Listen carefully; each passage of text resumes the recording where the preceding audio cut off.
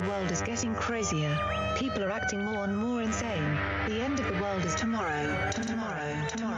There's only one thing to do when the world is falling apart. Listen to Basil and Gonz as they discuss this week's news and events through the lens of Bible prophecy. You are listening to Canary Crime News Talk. You're listening to Canary Crime News Talk. Today is August 4th, 2025. We are live to tape on episode 864. And today, See, I Ain't. And signing on from off the grid, Razzle Dazzle. I'm your best buddy Basil, and you are not crazy. And my name is Gonz, at Face Like the Sun, director of the Age of Deceit films, your favorite Asian provocateur for Christ, live to tape from the metaverse to bring you the best news, which is the gospel message of Jesus Christ, while reporting the egregious with a well-rounded, biblically grounded take on world events. It is National Chocolate Chip Cookie Day on this beautiful Monday. Sounds like somebody's got a case of the Mondays. Aw. The conspiracy continues. I like how the show is, we're edgy. We're diving into the truth. We're unveiling the secrets of the elite lizard people, and it's Chocolate Chip Cookie Day. Woo! It is a nearly 100-year-old thing. So incredible. No, it's a tradition, long-held American tradition that I think has a long-standing legacy in the hearts and minds of every patriot. And if you don't celebrate and enjoy Chocolate Chip Cookie Day, then careful. Then, this might not be the podcast for you. I'm just saying I'm not trying to say that this is exclusive and a secret show that not everybody can handle or shouldn't handle because the truths are just way too intense. But if you have a problem with Chocolate Chip Cookie Day, you can like other cookie-based holidays, but Chocolate Chip Cookie Day should be included. And I, on this solemn occasion, Chocolate Chip Cookie Day, would like to apologize, still not on video, still just appearing as a little creature, a little pixel creature. And that is because the VR thing has not been resolved. It will still crash my computer. I have been very responsible, doing lots of research and taking a lot of test drives of, some possible solutions for the future. But I'm putting it out there because I told you, Gonz, and so I'll tell the world, whatever I say to you, I can say to them, okay? These are my friends, and they deserve to know the truth. That I'm hoping that I'll have the problem all fixed by Monday. I don't want to go another whole week without being on camera, because from what we can tell, surprisingly, we would not expect that the algorithms could hate us any more than they already do. It really is a surprise. There's always a new low with the way that the algorithms like to treat this show. And apparently, to only have one human on camera is dinging us even more than I thought it could. So there you go. They like the humans on tape. That's right. That's how they feed the algos. It's like, ooh, humans like humans. I think you're right. Put more Yeah, humans on people screen. like looking at other people, and if there's only one other person, that's not as good as two other people. So what about four? What about JD Vance? Four would be even better. Over. Yeah. We're gonna jump into the show here in just one moment, but it is August, folks, which means that the July producership experiment has concluded. We are now on to the August producership experiment. The producers, for now, the main producer segment of the show will appear at the end of the show. However, we do have an August tweak, Gonz, and the tweak is that we will be thanking individual executive producers during different segments of the show. Okay, so sprinkled on different stories, different sections of the show will be brought to you by executive producers. There's no rhyme nor reason as to why which producer gets what segment. It is basically randomized. Basically completely random as of now. So don't, take anything too personally, dear executive producers. But that's what we'll be playing with for August. And so you're going to be wanting to tell us what you think about that with the surveys. And of course, we have a survey for this episode. It's down in the description. Go click on that. We'll talk about more later. But to start off, Gons, this first segment is brought to you by an executive producer. Executive producers. Thank you very much to executive producer Amber J. Amber J comes in. She's going to be walking us through some serious business here. Now, Amber J, I do want to give a big ol' thank you because, as we know, the Sir Sentinel Challenge has ended. There is an Amber J challenge on the way, which I think is also very exciting. Well, I'm going to be reading her email down in the producer segment, but let's just say, if you want to sign up for a monthly producership, Amber J is here to bring the value. Nice. But thank you very much, executive producer Amber J. Thank All right, you. Guns, let's jump in. We've got a fun follow-up to one of our recent breakdowns of everybody's favorite CIA-tied alt influencer. Hey, it's Tucker Carlson. Evil people do evil things purely for the dark joy of being evil. Evil. Go eat each other. That's the Tucker Carlson program.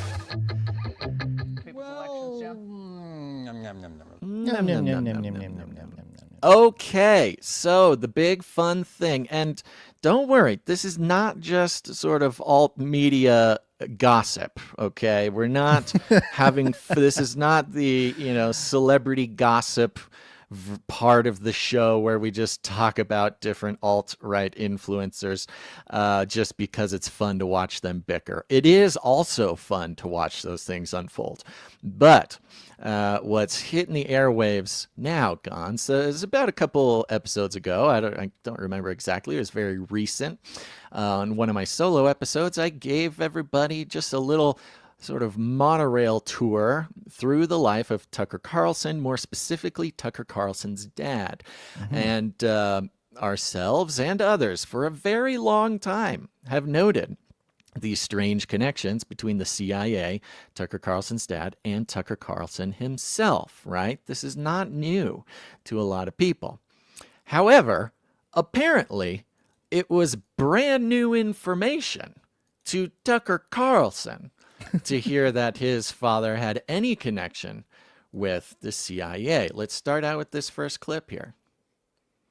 Native talent. And he's attacking my dad as a CIA, his dad's in the CIA or whatever. And I'm like, well, that's no, untrue. No. And my father dies, and I learn, actually, was involved in that world. I was completely shocked by it. So no one has to believe me, but that's just a fact. Right. This was in March of this year.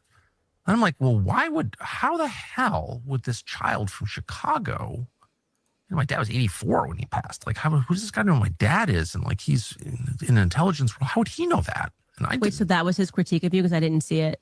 Someone just sent me this video and was like, you can't believe anything Carlson says because his father was in the CIA and he's a CIA working on behalf of the CIA. Well, I mean, I think it's pretty obvious, and I'm pretty... It's pretty obvious now. It's pretty obvious now. Now, to set the scene, because you can kind of hear it in this clip here. This is Tucker Carlson talking to Candace Owens. Yes. This is like the... It's really actually quite annoying, this like web of right-leaning media figures like turning on each other and gossiping about each other and just like this whole madness. I mean, I think it is an op in its own sort of right, so let's keep that in mind, especially knowing who we're listening to right here. They are talking about Nick Fuentes. Now, Nick Fuentes, a very singular character. Yeah. Where at 18 years old, Nick Fuentes first became very internet famous for, well, if you just do a Google search, being very racist and very anti-Semitic. He was the perfect caricature of what the mainstream and left progressive and the Democrats, all those folks Yes, Nick Fuentes is who the left wished everybody right-leaning person was. Right. And he was Christian just sort of nationalist, white supremacy, anti-Jewish, all the stuff. and unapologetic about it. Yeah. Almost to a humorous degree. I mean, there's kind of, if you can look into it, you can look at it from a pretty like trolly. I mean, he is an obvious troll, but it doesn't matter. So Nick Fuentes, and that was when he was 18. He's now 26. So he's been doing this for a long time. He's 8 years, something like that. That's crazy. And so the whole background of this is Nick Fuentes finally goes and does a podcast with Candace Owens, and this is a big deal. And then after the podcast with Candace Owens, which is only available behind a paywall, he gets very mad and starts talking about, and Nick Fuentes' whole thing lately, not that I follow him closely, but just, doing research, watching clips, things like that. His big thing is like, Trump bad. I told you Trump was going to lie. Totally turning on Trump. Totally turning on every person who supports Trump. In the same way that we might be sort of skeptical of Laura Loomer, per se. He's kind of he's Laura Loomering everybody, including Tucker. Including Candace. So Candace and Tucker just have this like almost a full podcast of just talking about Nick Fuentes and how horrible he is, right? Wow, must be on their mind a lot if that's all they can talk about is a 26-year-old guy on the internet. So there you go. Now let's keep this in mind. Okay, we're kind of looking at the big picture, and I hate to even spend this much time on setting it up, but I think it's very important. But in this, Tucker tells a story about how Nick Fuentes made a video about how Tucker's dad was in the CIA, and so therefore, Tucker Carlson is connected to the CIA. And in this like alt media dish fest, like shade slinging operation that they're doing here, he goes, and Nick Fuentes, he doesn't say his name, but that's who he's talking about. He said my dad was in the CIA, and I didn't know. News to me. I never knew that. And then my dad dies earlier this year in May, and turns out he was connected. So like I can't even tell the point that Tucker's trying to make, because the point that he does make is Nick Fuentes knew the facts that my dad was in the CIA. Nick Fuentes knew, that Tucker's dad was in the CIA before Tucker did. Before Tucker knew, right? Which is a weird point to make. That is a weird point to make. Because this whole Tucker CIA thing is nothing new. I mean, we've been talking about it at least since 2020 is kind of when I think people started putting it together. Not that it's like, whatever. We're just trying to figure it out. A lot of people who are politically in the limelight and doing things, influencing all that stuff, many of them, not all of them, but many of them do have. Yeah, go ahead. Especially in the media. In the media, right. Yeah, they have ties or they are family bloodline to the old guard. That was the family of folks doing that stuff with. And to be clear, Tucker Carlson did not know his father was connected to the CIA until this year. I went ahead and just grabbed an archive version of Dick Carlson's Wikipedia page. Because I thought, well, it's on his dad's Wikipedia page that, he's connected to the CIA. So let me take it a year back. This would have been before Tucker found out. And, it's still there. Everything with the Voice of America, Nicaragua, the journalism, going from journalism to be a banker, then to be a politician, then back to Voice of America. Like, it's obvious, okay? And even if it doesn't say, Dick Carlson was in the CIA, which it doesn't say that specifically. But the Voice of America thing has been there America's forever. A big thing. Yeah. And to think that Tucker Carlson doesn't know that Voice of America is a CIA operation is just lunacy. Okay. Well, it says here that he was the director of the U.S. Information Agency, the USIA, documentary film service. That was before, Voice of America. Yeah. So, and this is hilarious, okay? The fact that they're trying to say Nick Fuentes thought I was in the CIA, that's crazy. Well, we can go back to Tucker Carlson's interview with Putin. This is where we first heard about it, at least in the mainstream or mainstream limelight. This is when it was mainstreamed. This is when it was mentioned. And, you know, well, let's just play the clip real quick. With the backing of CIA, of course. The organization you wanted to join back in the day, as I understand. We should thank God they didn't let you in. Although, it is a serious organization. I understand. Right. So this is when it really, you know, a lot of people heard it for the first time was this, you know, Tucker's big interview with Putin. And Putin suddenly starts talking about how he and Tucker are brothers, or were almost brothers, because Putin was in KGB.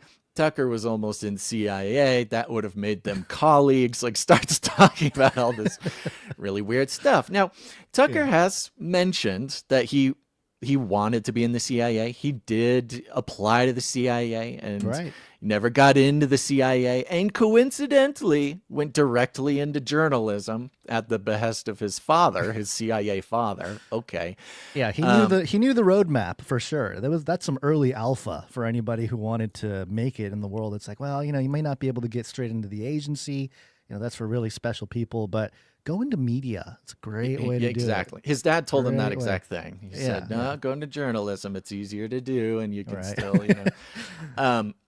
This next clip, this is a clip with from June of 2024. Yes. Which was about a year ago. Again, Almost a year ago, a year Tucker and a couple Carlson months, talking about his dad in the CIA. And so when I applied to CIA, and I've taken a lot of crap, including from Putin, like, oh, you're from a CIA family. Well, yeah, obviously my father worked in conjunction with CIA. I mean, that's what that is. Obviously, my dad worked in conjunction with CIA.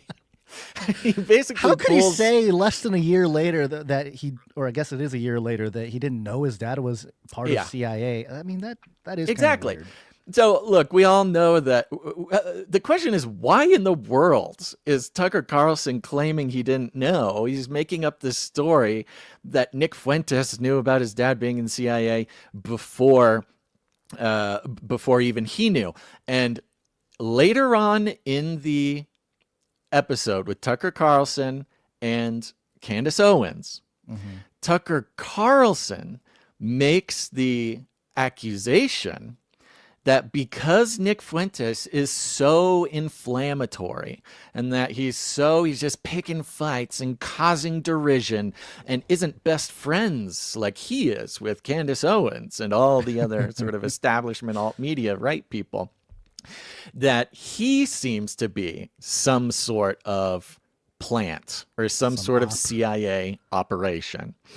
So you have Tucker, again, insinuating that because Nick Fuentes knew that Tucker's dad was CIA, that makes Nick Fuentes a CIA operative put in here to cause derision in the sort of not that you know, Tucker himself has anything to do with CIA, right? Because he was rejected, and of course didn't even know that his dad was a part of CIA until May of this or March in of this fact. year or something. We have this clip here. This is Tucker. I believe it was on the Tulsi Gabbard show a while back. Oh, wow. This shows Tucker really how he really feels about the CIA guns. But I mean, I really hate the CIA. And I mean, I mean, that's like very offensive to me. So why would you? It's like personal for you.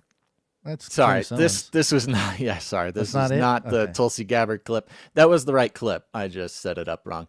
That was him talking about how he really hates the CIA. So he didn't even know his dad was CIA. He really hates the CIA. So it's very silly to say that he might. This next one is from Tulsi the Gabbard. Tulsi Gabbard show in 2022. 2022. Here we go. Got into journalism. You were thinking about joining the CIA. No, yes. I actually I read that somewhere recently. I didn't know that. What was your interest? What drove that? Well, that's the world that I lived in. I mean, we lived in Georgetown, and this was obviously it was 10. Wait a minute, you can't say it's the world you lived in. It's the world he lived in. He lives in Georgetown, which is CIA. You know, it's basically a whole town of CIA. Oh, what? Years Keep it going. 11. It was 11 years, 1990. And there were a ton of former CIA officers in our neighborhood. My father worked for the government, and you know, there were a lot of them in that world. And CIA officers, from my perspective as a child, were like kind of dashing, physically brave intellectuals. You know, some guy who'd studied classics at Yale who wound up in Beirut as station chief. You know what I mean? Leading this interesting life. And I wanted an interesting life. That's the main thing that I wanted out of life. I never was interested in money. I had the privilege of not being interested in money because I didn't grow up in a family where we were worried about money. So I just never. Okay, so Silver Spoon CIA child is the #1 conservative voice for America. Welcome to 2025, everybody. Yeah, and this was, I saw a response from Nick Fuentes. Again, I am by no means coming in to try to defend Nick Fuentes from anything, but I think it's very interesting to see Tucker Carlson suddenly, out of nowhere, lie against his own, even just like history that he's bragged about, and his dad's involvement in the CIA, and he lived in Georgetown, and all their neighbors were CIA, and everybody they knew was CIA, and he wanted to be in CIA, and the whole thing, it just goes and goes and goes.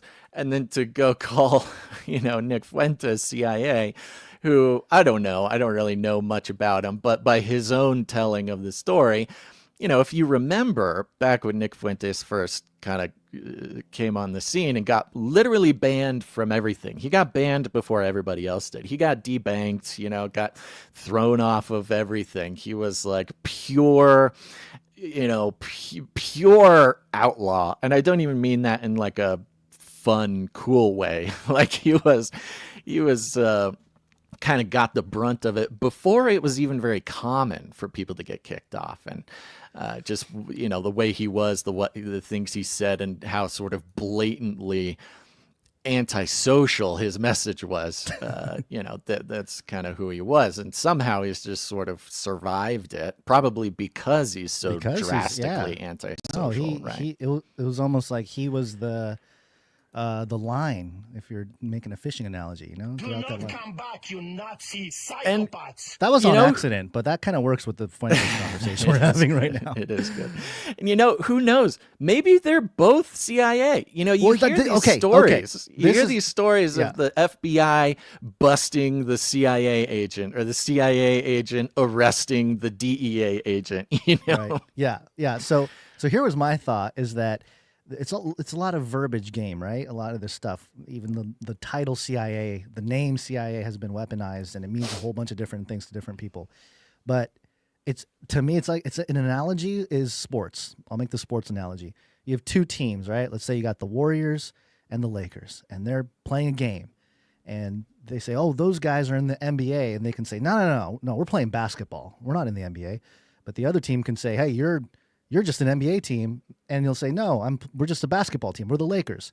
So it's kind of, it could be that Tucker is one team, whatever team that is, Team Tucker, and then Nick Fuentes is this other team. They're all CIA or intelligence to some extent, and they're fighting. You know, there's like some kind of internal game going on. Who gets to, who wins the attention share of the masses, and whose narrative gets to play out the most. You know, or it's just socially theater. engineer the masses. Well, that's of course it's theater. Pure theater. But even theater, where it's all scripted out to create this impression that trouble in MAGA land. Or something, well, sure. Well, that's part of everything. Is that, you know, any conflict, or we talk about kayfabe a lot. You know, this idea that wrestling matches and stuff, they're scripted out. At least the winner is scripted out. Maybe some moves and some things that happen in between are not necessarily scripted out to the T as it plays out, but I see that as very much part of the game. It's like the social engineers gamified everything, and even within their ranks, they have some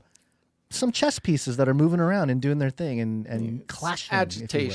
Agitation propaganda. You got some agitprop here. Agitprop, And just for fun, one of the funniest things about Tucker's one of the funniest things about his non-CIA family history is that he's talked about it before. It's on his and his dad's page, Wikipedia page, that he just, after he got turned away from the CIA and he was told to go into journalism and went into journalism, he then went down to Nicaragua during the revolution, the CIA-backed coup of the Nicaraguan government with the Sandinistas and I had no idea. I didn't know there was a coup. Just one of the most famous CIA operations that have, when you talk about CIA corruption, you talk about Nicaragua. And he just happens to go down at the exact same time, quote, to help with the war. And I found this clip of him actually telling the story. This must have been back in the 90s. Let's play this for fun.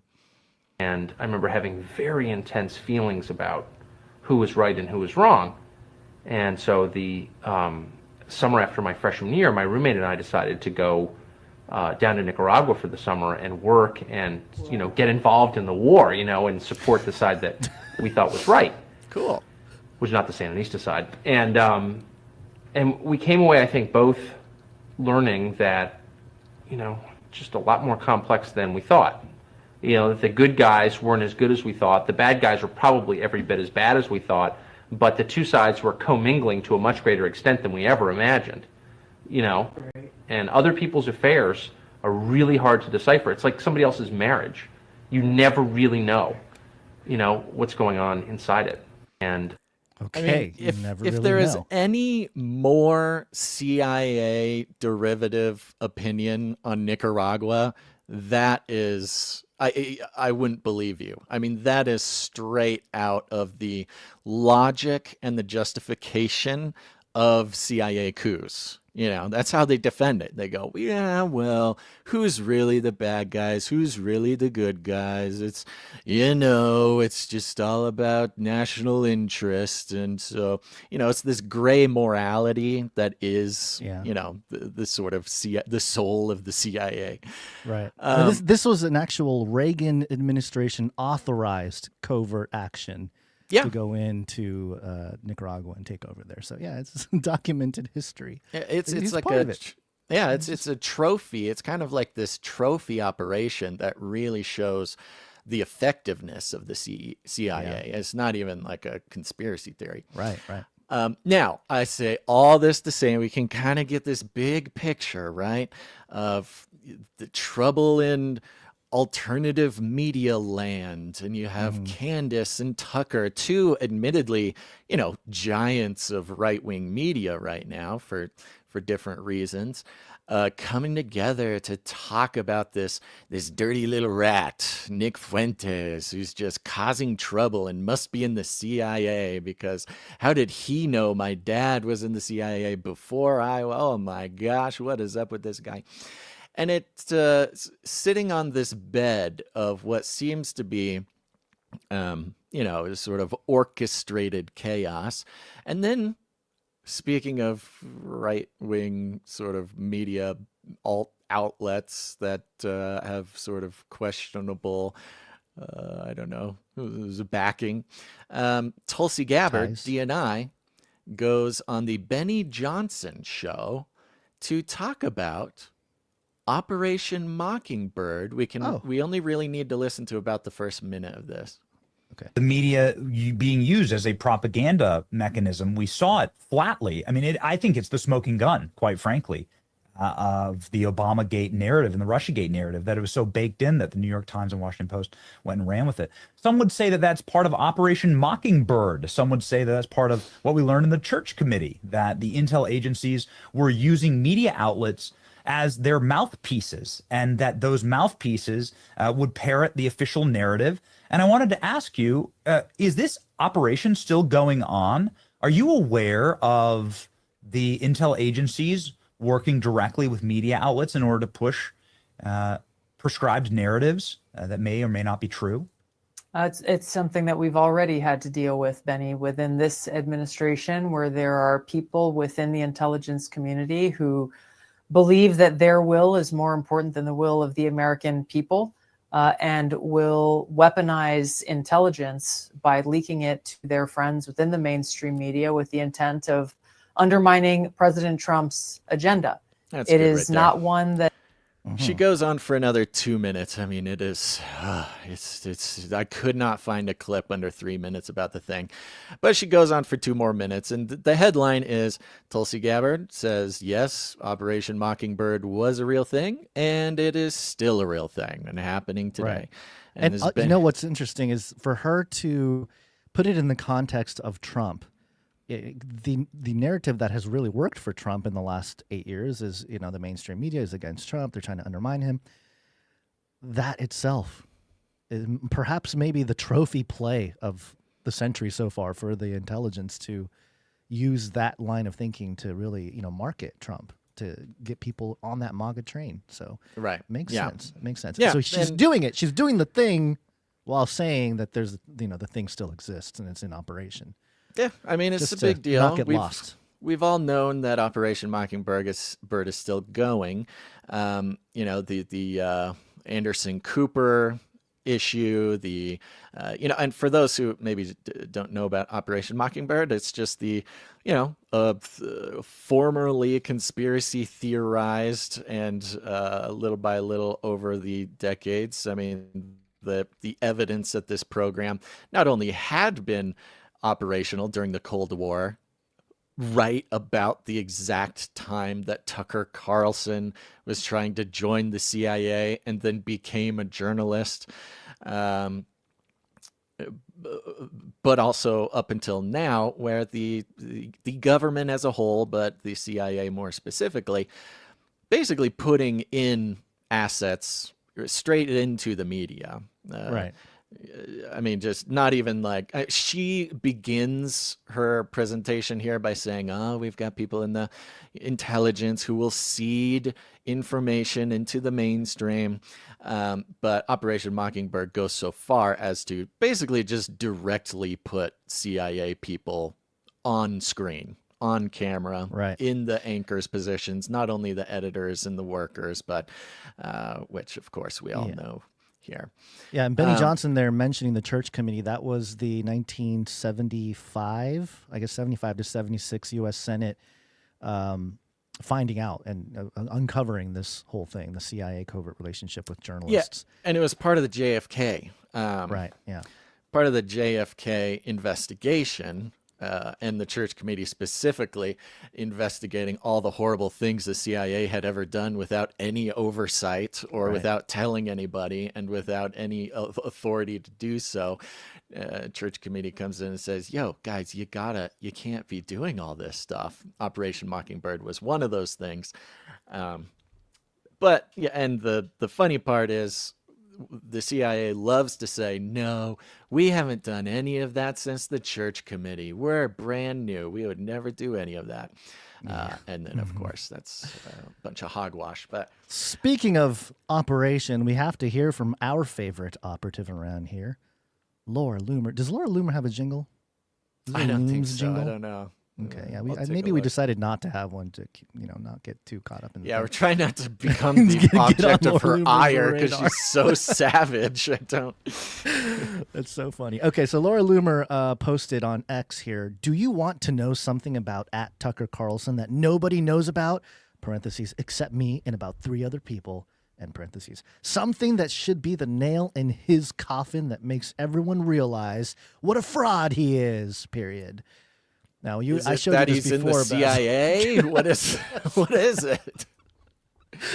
Is so it more than the CIA thing? Well, okay. So that's the thing that we don't know about Laura Loomer. Is she talking about the CIA thing that everyone knows, and is this just a troll job? Hey, only 3 people know this. Like, aha, everyone knows now. Or is it I have the secret intel. Me and only 3 other people. That is very exclusive information. Only it is 3 other very people exclusive. have this information that can take Tucker's entire empire down.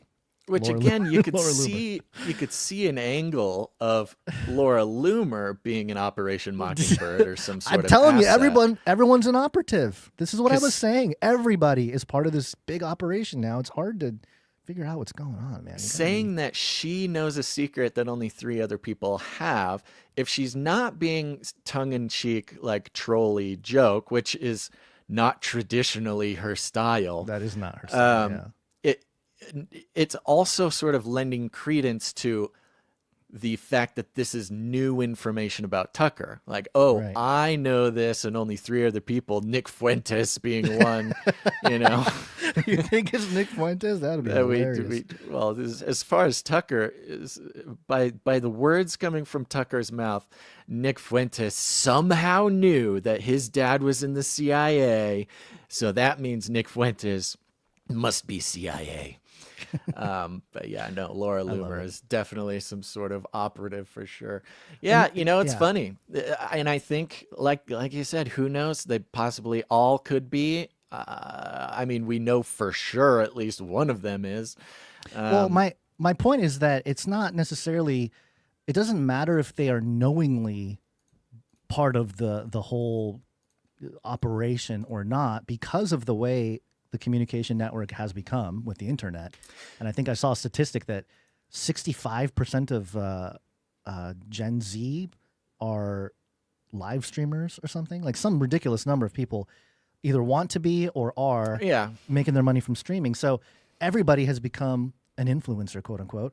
And in that world, it's much easier for the social engineers to pick and choose their kings and queens that will be the champions of whatever message and push that message out and propagate it.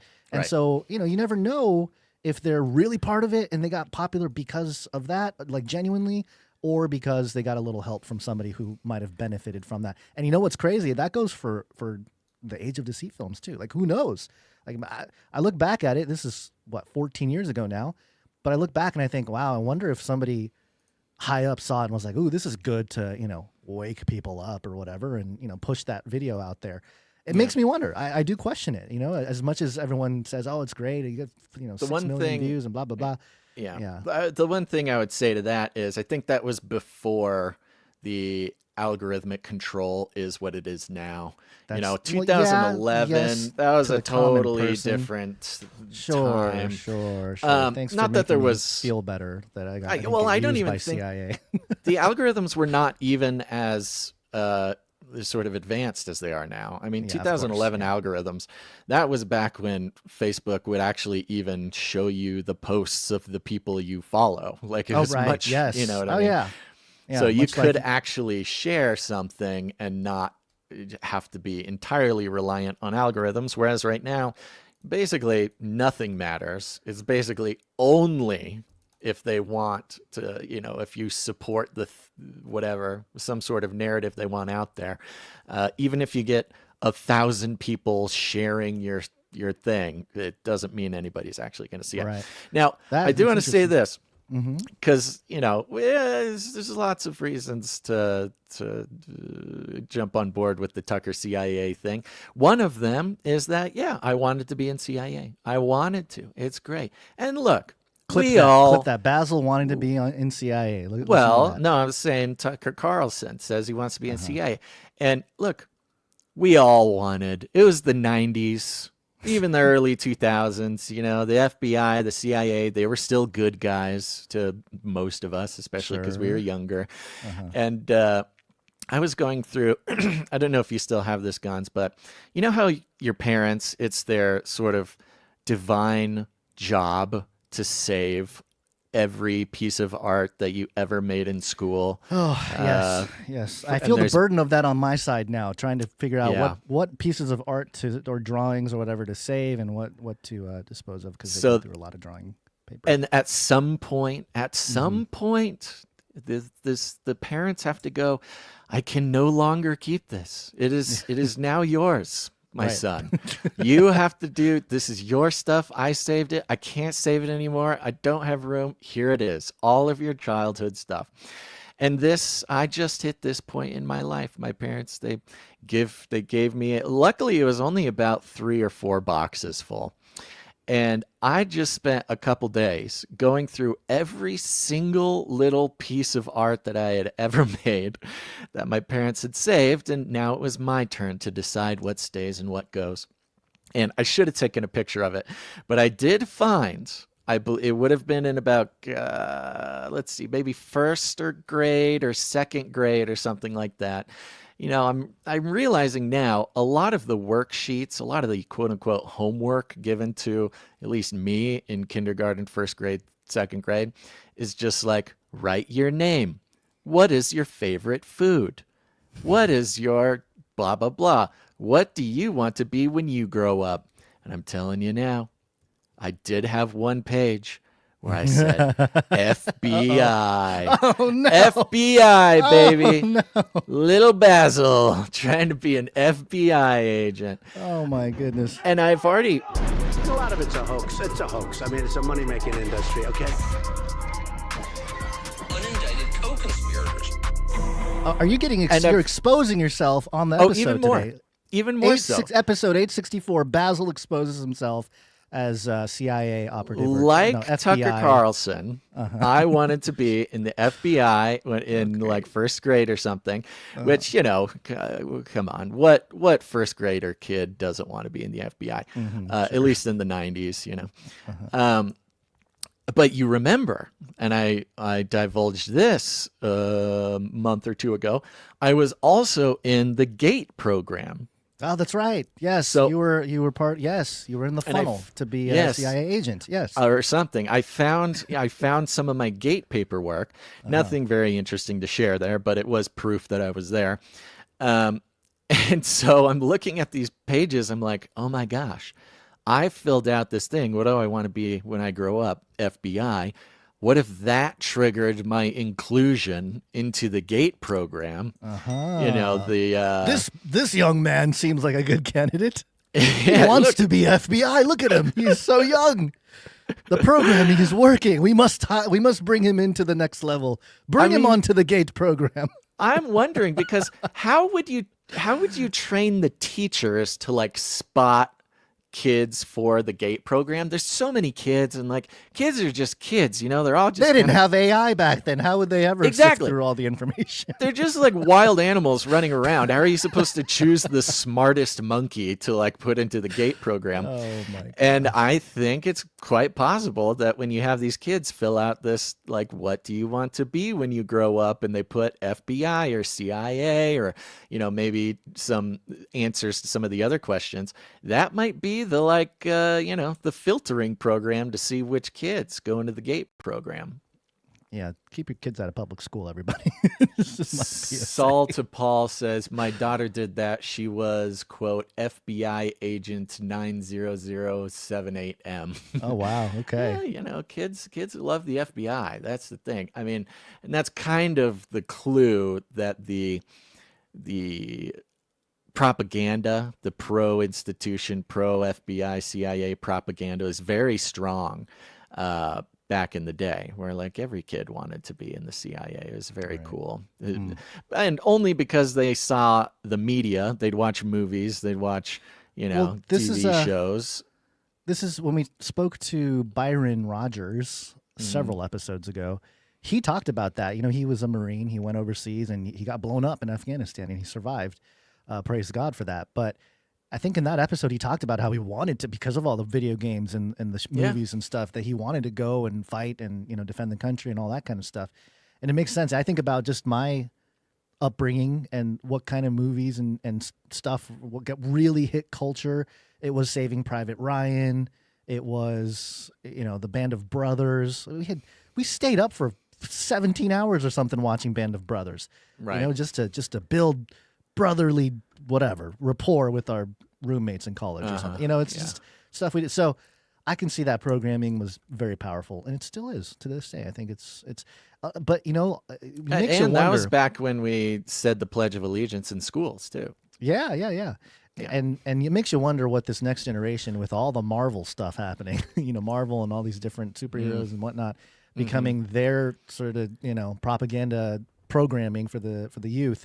what they will seek to do and defend and all this kind of stuff. So, and in all the Marvel movies, there is like S.H.I.E.L.D. There's the secret, the doubly secret CIA that they even have the the CIA Illuminati. doesn't know about. Isn't it literally a New World Order? Isn't there a new one coming, or just came out like literally with the title New World Order?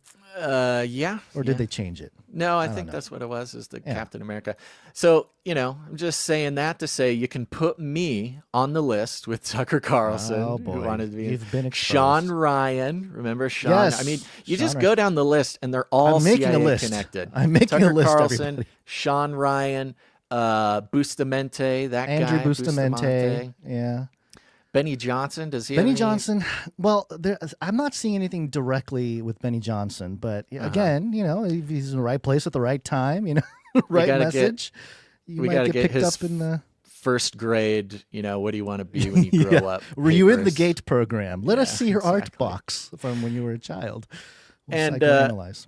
speaking of the GATE program and other CIA-linked mind control programs, why don't you give us this last story? Yeah, so this is connected to all the CIA conversations we are having right now. Oh, that's mind control. Where's my mind control?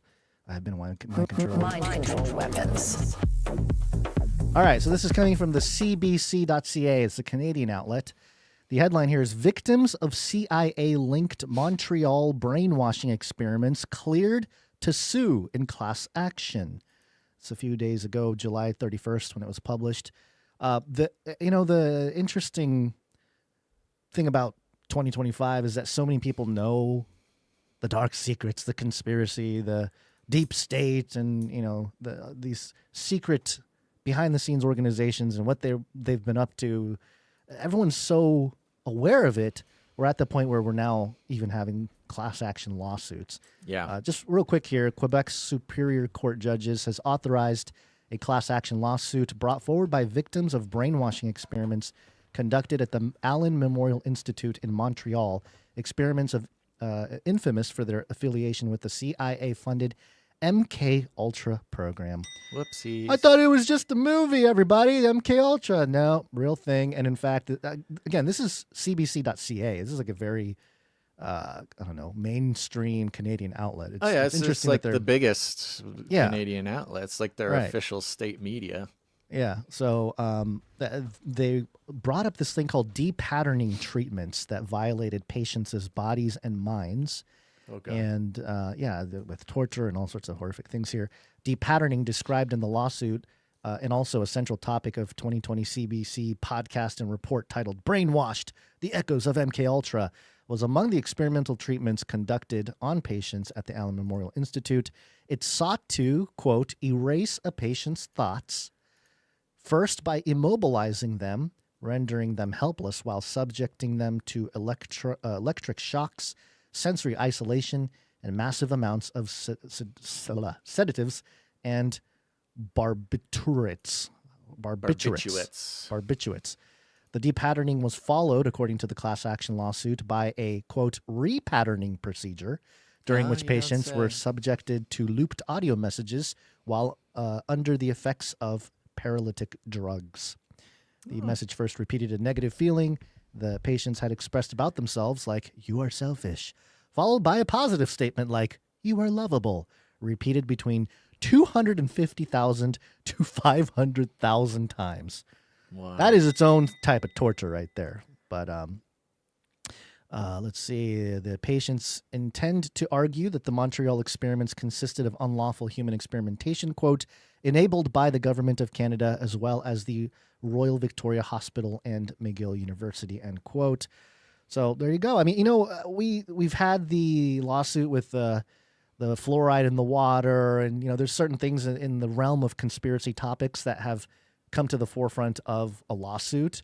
But it didn't seem like MK Ultra was ever going to be held accountable. The program itself or anybody involved in it, and we don't know if it will because we don't know what will happen with this case. But at least in this regard, I don't know. This is another level of not just people learning about all the dark secrets and everything, but seeking some kind of justice. Yeah, that's crazy. Victims of CIA-linked Montreal brainwashing experiments cleared to sue in class action. A class action lawsuit from the victims of MK Ultra, which could be the entire human population. That's what I mean? crazy. To some extent, it could extend beyond totally just the people that were literally in the program. If you've watched TV or something, But, we're all in the program. We're all in the program. Point. Yeah. Wow. So a couple things. Just a scripture here to highlight everything we've been talking about. This is a very popular scripture in our world here, but it's appropriate for right now. Ephesians 5. Verse 11, have no fellowship with the fruitful deeds of darkness, but rather expose them, for it is shameful. This is verse 12. It is shameful even to mention what the disobedient do in secret. But everything is exposed by the light, becomes visible, for everyone that is illuminated becomes a light itself. So, and maybe it's interesting because we have this moment where all this stuff is coming to light, but we also know Satan appears as an angel of light. So, interesting times here, interesting times. More wisdom from Psalm 146, verses 3 and 4. Put not your trust in princes, in mortal man who cannot save. When his spirit departs, he returns to the ground on the very day his plans perish. Don't put your trust in any talking head influencer. You know what I mean? That you're not finding salvation there. Not, people look to these folks for some kind of political consensus or just a desire to feel like you're part of a movement, a counter movement.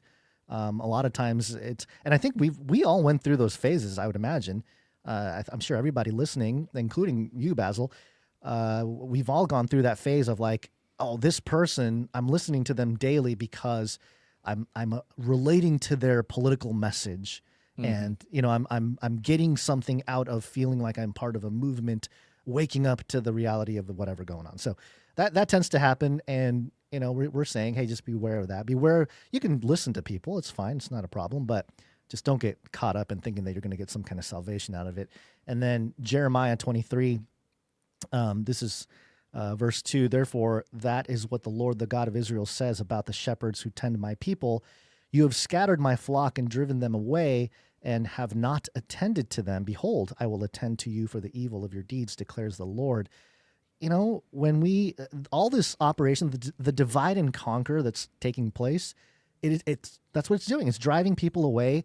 It's driving true fellowship apart, I think, and different opportunities that may exist for evangelism. Those are all being torn down when you continue to divide. And we knew this was coming. We knew the divide and conquer tactic works. And so, just be aware of these scriptures, use them as wisdom when analyzing your own sort of analysis on world events. But looking at something like Tucker Carlson and this whole thing, somebody would be very misled if they started saying that, hey, the Canary boys, they're big time Nick Fuentes and Laura Loomer supporters because they're against Tucker Carlson. They're making fun of Tucker Carlson just like they are. And that's the point I'm saying. That is like, the don't, point, right? Don't divide. Like, this categorization, and you're participating in the divide and conquer when you do that. There's really only one division that matters, and that's if you're with the gospel of Christ or not. So there you go. Amen. Sounds good. Well, let's jump over here to this other story, Gons, but we do have an executive producer bringing it to us. Whoa, another one. Another one. Uh-oh. I'm getting the wheel. That's not good. That's not a good sign. Not the wheel. On a new computer? Executive producers. All right, there you go. Okay, this next story is brought to you by executive producer Sir Sentinel coming in. Just wrapped up the Sir Sentinel challenge, and we'll be hearing more about that later in the producer segment. But we got a little update on the Epstein thing here. Hold on. I got to spell Epstein correctly here. Epstein didn't kill himself. Epstein didn't kill himself. This is coming from USA Today, which you'll see why I brought it from this in a second here, because it's very fun.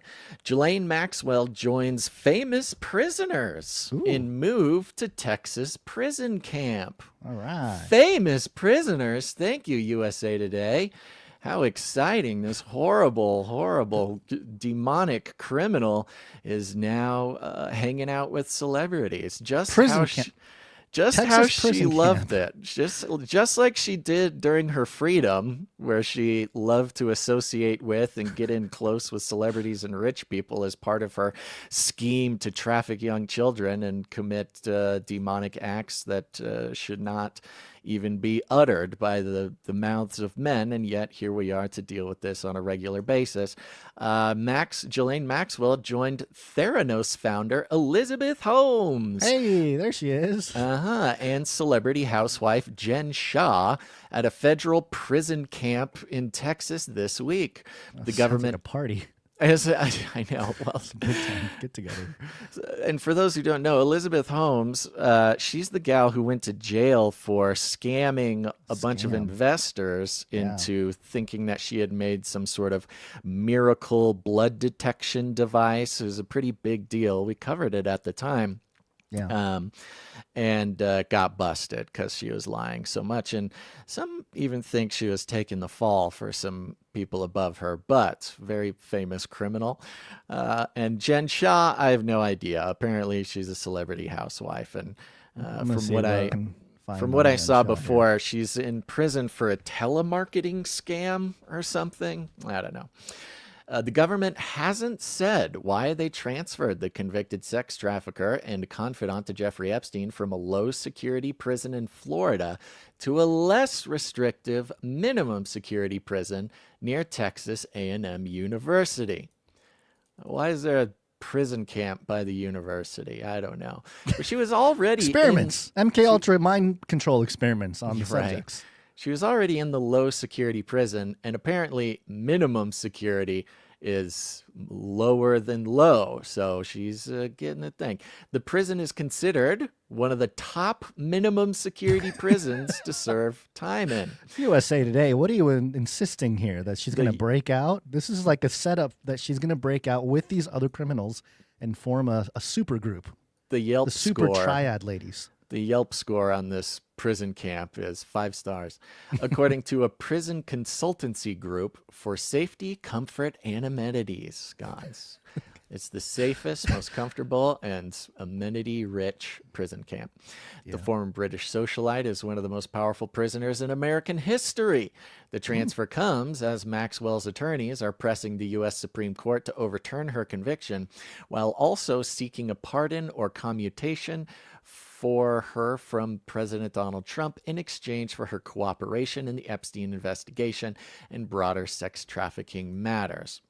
So it's quite obvious what happened here is, says Maxwell spent 2 days last week talking to Deputy Attorney General Todd Blanche, Trump's former personal defense lawyer, at a courthouse near the Tallahassee prison, where she was serving a 20-year sentence for sex trafficking linked to Epstein.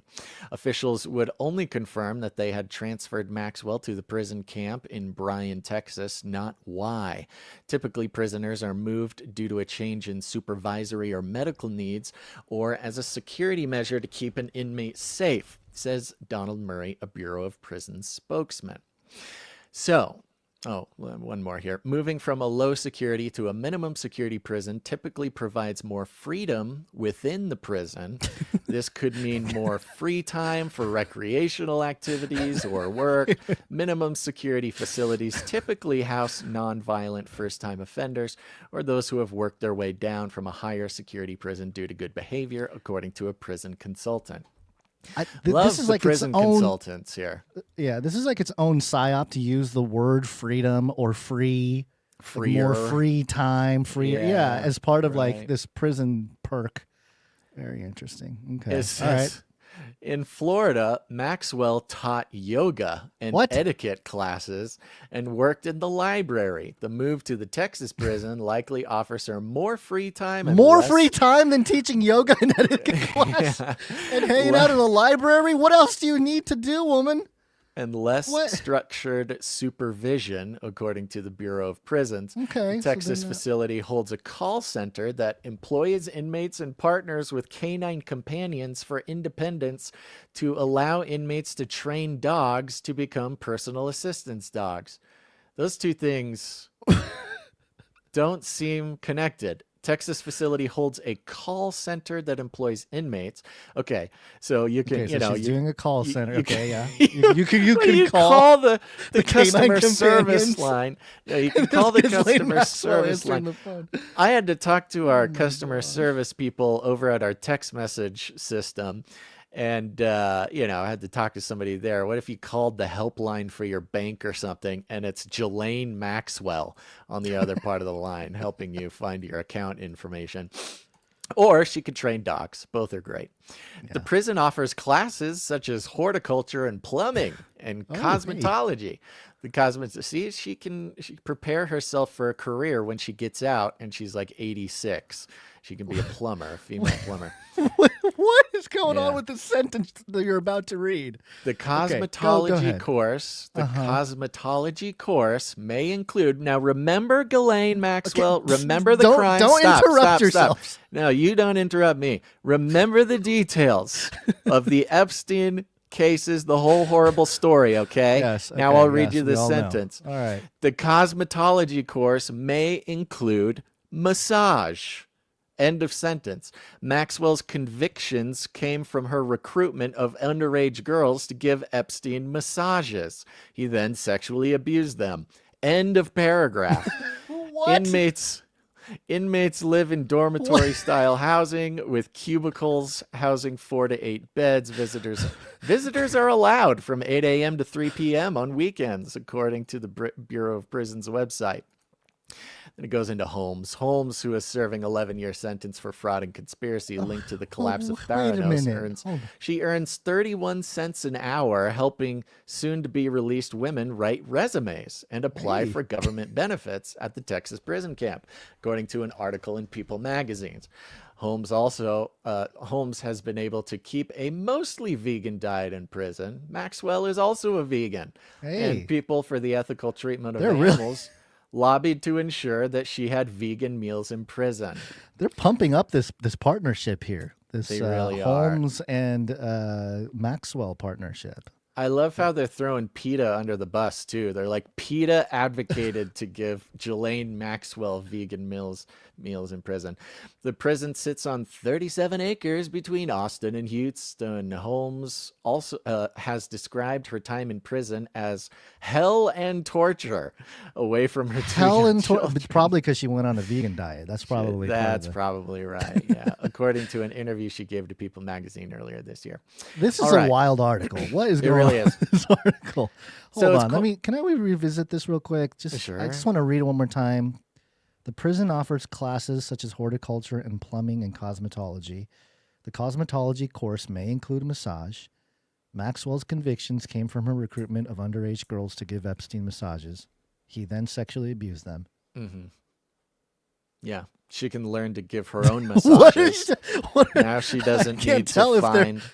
She doesn't need to find underage girls to give massages. Now she can just give her own massages. Is that is that what USA Today is trying to say? I'm really losing the implication. I think losing the context. I'm losing the plot that USA Today is trying to lay out here. Quite obviously, she got moved to this, I guess, freer and more fun prison camp, freedom. Summer camp. Prison camp sounds like a summer camp. It does. It's like, hey, we're going to the Texas prison camp. Woo! Let's everyone go camping. Everybody, it's fun for all the girls. It's all about perspective, and it's obvious that she got moved there. I mean, the implication is she got moved there because she did a good job sharing information with the deputy attorney general. We don't know what that means. They didn't really give any clues as to the types of information. I think Pam Bondi said she answered 100 questions on 100 people. And this is her prize. She gets to, no longer does she have to teach yoga in in Florida. Now she can learn cosmetology in Texas. But it does give me the impression that, something happened. She earned her keep there, unless, there's always the opposite side of this, which is Epstein got Epsteined. By the way, some updates on the on the Epstein video file that was released that was missing a minute. It later was discovered that it had been edited 4 times before making it to the public. And then also due to a CBS investigation, I believe it was CBS or CNBC, investigated in the prison, finding that camera wasn't even pointing at Epstein's cell. It was just a random camera in the prison. So that's fun. So, I don't know if moving her from Florida to Texas is safer, or perhaps the more freedom might actually end up be a safety concern for her. I mean, I don't know. That's true. Yeah, because they're implying less safety, meaning like, hey, less whoever wants to get to Ghislane, and you get, it's an advertisement for some crazy person or some, some operative that doesn't know they're doing it yet. She goes to cosmetology class. She goes to cosmetology class, and she's learning how to give a massage. And the teacher goes, "Yeah, so what you're gonna do is just grab him by the neck right here." Oh no, cosmetology accident. Ghislaine Maxwell has been taken out. That's very sad. Or perhaps an accident in the dog training class. Yeah. This is Cujo. He'll be the dog that you'll be training. He's 1,700 pounds and he's eaten his last 4 trainers. Good luck, Ghislaine Maxwell, with Cujo. Maybe it's Champ, or what was the other one's name? I forget. The Biden dogs. It was Champ and... it's not Champ. It's Commander. There's Major. No, there was a Champ. There's Major, Commander, and Champ. Those were the 3 German Shepherds. Maybe Champ is the one who passed, yeah. By the way, anyways, okay. Yeah, so there you go. I don't know. We'll see what happens, Guns. Don't have anything else to say about that. It seems like they're bundling some people, Why would they... bring them all together? Why would they mention Holmes and this other, the other one's kind of a throw-in, but Holmes and Maxwell together. They're going to plot the takeover. Well, yeah. Or the escape, whichever way you're looking at it. The escape would be a great outcome, or not great as in morally right, but entertaining at least, Great for them. They'll get to get out together, yeah. And what's her face? What's her name? Holmes? Emily? Holmes. Is it Emily Holmes? Elizabeth Holmes? Elizabeth Holmes, yeah. Elizabeth and Ghislaine, digging a hole out behind the cosmetology school to tunnel out.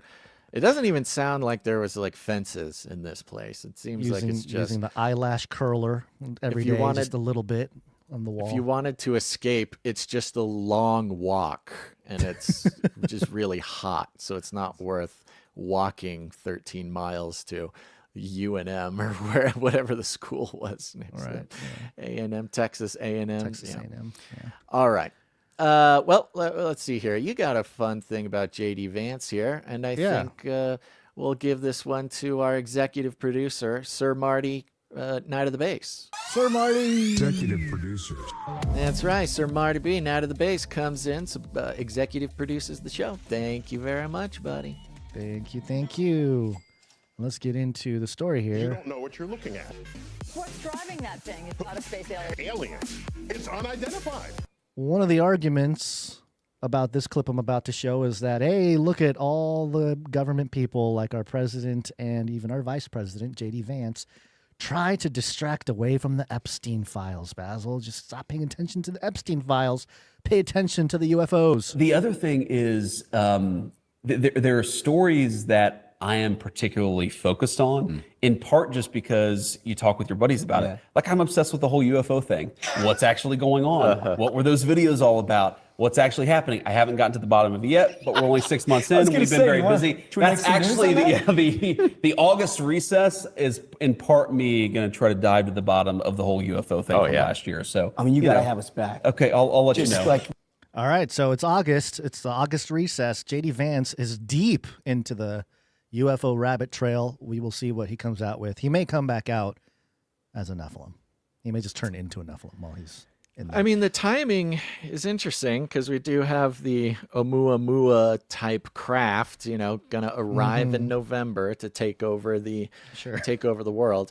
We played that Jeremy Corbell clip, the other show, where he appeared on a TV show, a documentary series, sharing that from what he's heard, there's a psyop planned to convince everybody that a slow-moving alien craft is going to come and show up, and 6 months later, that exact news comes out. So it's very interesting. He did just show up again, Jeremy Corbell, on the Duncan Trussell podcast, and kind of, what's the word?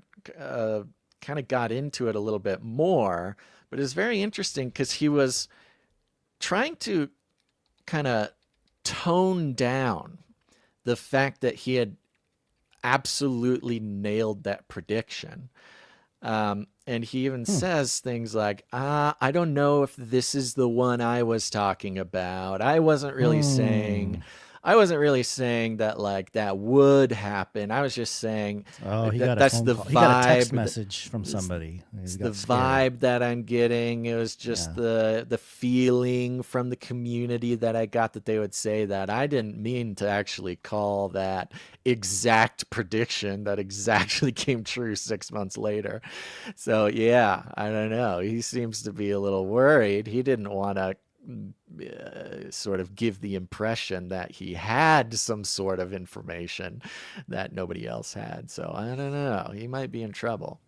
Yeah, and it's this ongoing carrot on a stick with all of our politicians, really, with the topic of UFOs, aliens disclosure, especially in the last year when things really ramped up in terms of the Grush whistleblowing and all the stuff. It's interesting to watch the different iterations and seasons. There's a cycle, and it often comes and goes. But the theme of UFOs has always been not just aliens, and that's been one side of things, but it's been the technology. Like, what kind of technology do these crafts operate from? And in that regard, we've called this whole movement the techno-populist movement. J.D. Vance has his ties to Peter Thiel, who's obviously the co-founder of PayPal and Palantir. And I did hear an interesting take the other day, Basil, that Palantir is almost like the the attempt to fight back against what's already established with the technocratic, more liberal world order. They're a white hat. It's kind of like a white hat technocrat to try to take out the liberal black hat people or whatever. So that narrative, I'm sure, still stands and resonates with the people inside, thinking that they're actually fighting and taking apart the system or fixing it or whatever they may think. And so in that regard, it's interesting that Vance is talking about this. And I'm curious to see where this goes because the topic is so popular now that it used to be kind of the taboo thing for presidents to talk about UFOs and aliens. You got Obama and Clinton and they go on late night shows and mention, I looked at the papers and said blah, blah, blah. But now it's such a huge topic. It could be a distraction, obviously, from the Epstein stuff, and I'm sure it works in that way as well. But ultimately, it feels like the whole time, ever since Trump's first term, they've been teasing a massive change in the the technological infrastructure, whether it be AI in the first iteration and next up robots. I don't know. It seems to be that they're preparing everybody because all that stuff is coming. And, in the sort of bare definition of the word change, it is going to be a massive change for the world. So interesting you mentioned Palantir, because right now at this exact moment, Alex Karp started trending on X here, and Alex Karp, for those who to need your a reminder, algos, everybody has got different algos, but yeah. Okay, Gons, would you not like to hear the news about Alex? No, I want to hear it. Okay. I'm just saying. Alex see Karp the thing is. Oh my goodness, you are killing me today. Okay, so Alex Karp trending on X right now sent out a letter to shareholders. The second quarter numbers came in for Palantir, second quarter of 2025, and they were pretty good. looks pretty good. He says, Did you see his quote? Read them and weep, haters or something Just like that. tell the haters, read them and weep. Yeah, right. Right, Alex Karp going after all the haters. Yeah, it looks, let's see here. There we go. From Palantir. Okay, so he sent out a investor letter. Let me just read a little bit of this. But principal among them is our willingness to foster an unapologetically specific culture within this artist colony of a company, M-, to allow for plenty of friction and disagreement across a range of domains, yet remain unwaveringly committed to a set of values and an approach to building. It is this culture that gave rise to the ontology, forward deployed engineers, Foundry, Maven Smart System, all of which have already changed the course of human history. Terms and titles that we casually coined decades ago are now widespread. Okay, let's see here. Part of it says, similarly in the United States, the most consequential country in the West, it is the culture that enables companies like ours to come into existence and excel. It must be protected. The United States is not and should not be permitted to become a soft compromise and amalgam of global values and tastes. Now, you're talking about yes, this potential white hatness of Palantir. And one of the interesting things about Alex Karp is he's like very patriotic, or like really loves the West. He really loves Israel also, but is kind of this weird, he's not a globalist. He's a nationalist, which is, probably really the only reason he's fitting in with any sort of Trump plans. It's the protocol for this era here, this decade. Right. You cannot be. He is playing his part in sort of the pantheon of the nationalists, which, has been the concern that, he loves America, he loves the West. Yeah, we should just let him deploy AI into the government and sort of completely take redo all the of our infrastructure. data, have some predictive policing. Just let Palantir AI run the government because he loves America, and so that must be good. Yep. I have the clip here from you got a clip? CBS. It's just a 5-second clip. Yeah. CEO and co-founder Alex Karp saying, quote, just tell the haters, read them and weep. Good job. Read them and weep. Read them and weep. Interesting, real quick. After that paragraphs is, about America can't become a compromised, soft, global values and taste. It says a reticence or perhaps incapacity to pronounce and prefer beyond the shallow and ritualistic shaming of others in the public sphere that masquerades as thought has had costs. I don't even know what that means. A fuller He's got statement, AI writing for him. It's starting to not make sense. He's being taken by the AI religion, sounds a like. fuller statement of the causes and consequences of this reticence is set forth in The Technological Republic. In short, however, a tolerance of everything, a shallow embrace of all views and perspectives as equally valid, often and unfortunately devolves into belief in nothing.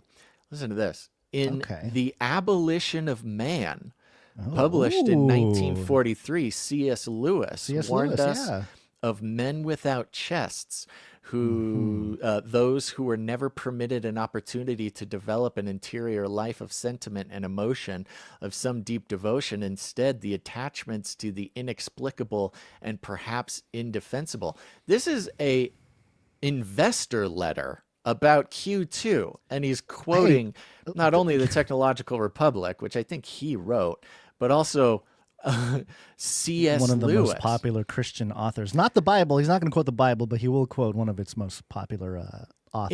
Yeah. And we have this, like we've seen before, this trend, this adoption of the new power system, who are, might be technocrats, might be, the type of person or leader or establishment that we should all be wary of, but because they take on this Christian patina, because they take on this pro-West patriotic stance, we go, oh no, they're the good AI technocrats that'll take over. Here's the quote from Abolition of Man, quote, "For every one pupil who needs to be guarded from a weak excess of sensibility," Lewis wrote, quote, "there are 3 who need to be awakened from the slumber of cold vulgarity. Such men without chests promise to shepherd us forward, yet lack much substance and content, even a flicker of an animating worldview or belief structure, other than their own self-preservation and advancement. They are little more than the administrative caretakers who have been taught to fear belief and sentiment. Some claim to be part of a struggle, but their identity is often merely oppositional. In the end, they are hollow and stand at a lonely distance from the world. I think all of his investors, Alex Karp." I think all of his investors are on ayahuasca, and he's just really tapping into what gets people fired up. What those guys get fired up about. It's a little bit of Christianity, a little bit of AI talk, you know, just take over the patriotism, world. Yeah, a little bit patriotism. of, you know, weak men make hard times. Yeah. A little, you know, just full. Now remember, he is Alex Karp and has access, maybe more than any other human alive, to precise analytic understanding of what to say to attract the most people.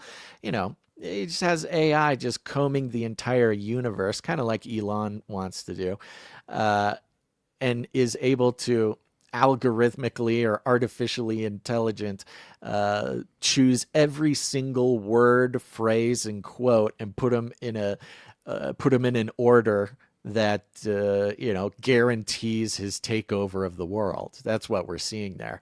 And for it to, you know, include patriotism, love for the West, Christianity, C.S. Lewis, the men without chests thing too is very sort of Stoic. It goes back to Greek philosophy where, you know, a man has a head, he has a chest, and he has stuff below the belt. And, you know, the chest is the courage and blah, blah, blah. It's got part of the reason why all the old statues are sort of framed the way they are. But yeah, shoot, man, there you go. You got these CEOs, these tech CEOs kind of taking this position as some sort of priest class. It's a divine mission, Basil. It's a divine mission to fight back. There's several scriptures. You know, if they're going to quote scripture, they should maybe take on a different part of the Bible there. Philippians 3, verse 20 and 21. "But our citizenship is in heaven, and we eagerly await a Savior from there, the Lord Jesus Christ, who by the power that enables him to subject all things to himself will transform our lowly bodies to be like his glorious body." Amen. Can I get an amen? I mean, this is, when you think about the transhumanists and technocrats and they want to defeat death and they want to live longer and blah, blah, blah, blah, blah, they're trying to do the thing that Christ accomplished in the cross and the resurrection, which is why I don't think people connect those two topics necessarily, like all these tech guys are so evil, blah, blah, blah. But it's like, no, maybe in the spiritual sense for sure, but in their pursuit anyway, but they don't realize that, or maybe they do, and that's why they're trying to use that similar language where they're trying to accomplish what Jesus Christ already accomplished in the resurrection. A couple other scriptures here, thinking of nationalism. You have Acts 10, verse 34. Peter began to speak, "I now truly understand that God does not show favoritism, but welcomes those from every nation who fear him and do what is right." And, you know, sort of taking the responsibility away from it. That's the thing that's really interesting to me is like, hey, we should support our political leaders and we should vote and do all these things. And certainly that is to participate in the political system of this country or techno-political system is one thing. But again, you know, thinking that it's going to, just because you do is earning God's favor or whatever, you know, just be careful with stuff like that. There are clear ethical lines, obviously, with stuff, but people can get lost and make the state their God instead of God himself. And then Jeremiah 9, this is just a message to Alex Karp. "Let not the wise man boast in his wisdom, nor the strong man in his strength, nor the wealthy man in his riches, But let him who boasts boast in this, that he understands and knows me, that I am the Lord who exercises loving devotion, justice, and righteousness on the earth, for I delight in these things. So, if it was justice on the terms of, hey, God is justice, and we seek to, please God in that way, that's one thing. But for him, it's more of a fighting call. Sounds like it's a letter to some militant robot, soldiers getting ready to go to battle, literally and metaphorically. So invest. We must beef up the robots who are going to war. Yeah, and you got to remember that these are the guys who have the system prompts to all the AI on the back end. So that's where the sort of, philosophy of the AI gets controlled. Now, Palantir doesn't have like a chat bot you can access, but being the unified AI governance model of the government is kind of a maybe even more important oddity.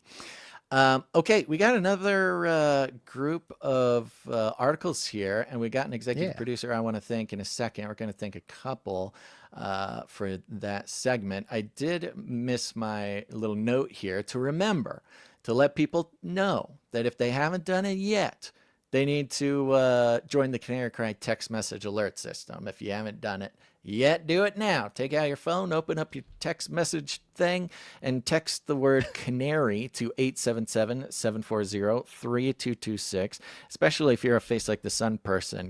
We disappeared for 4 years from the Face Like the Sun channel because we were just too cool. YouTube said these guys are too cool. They got to go. We got to ban them.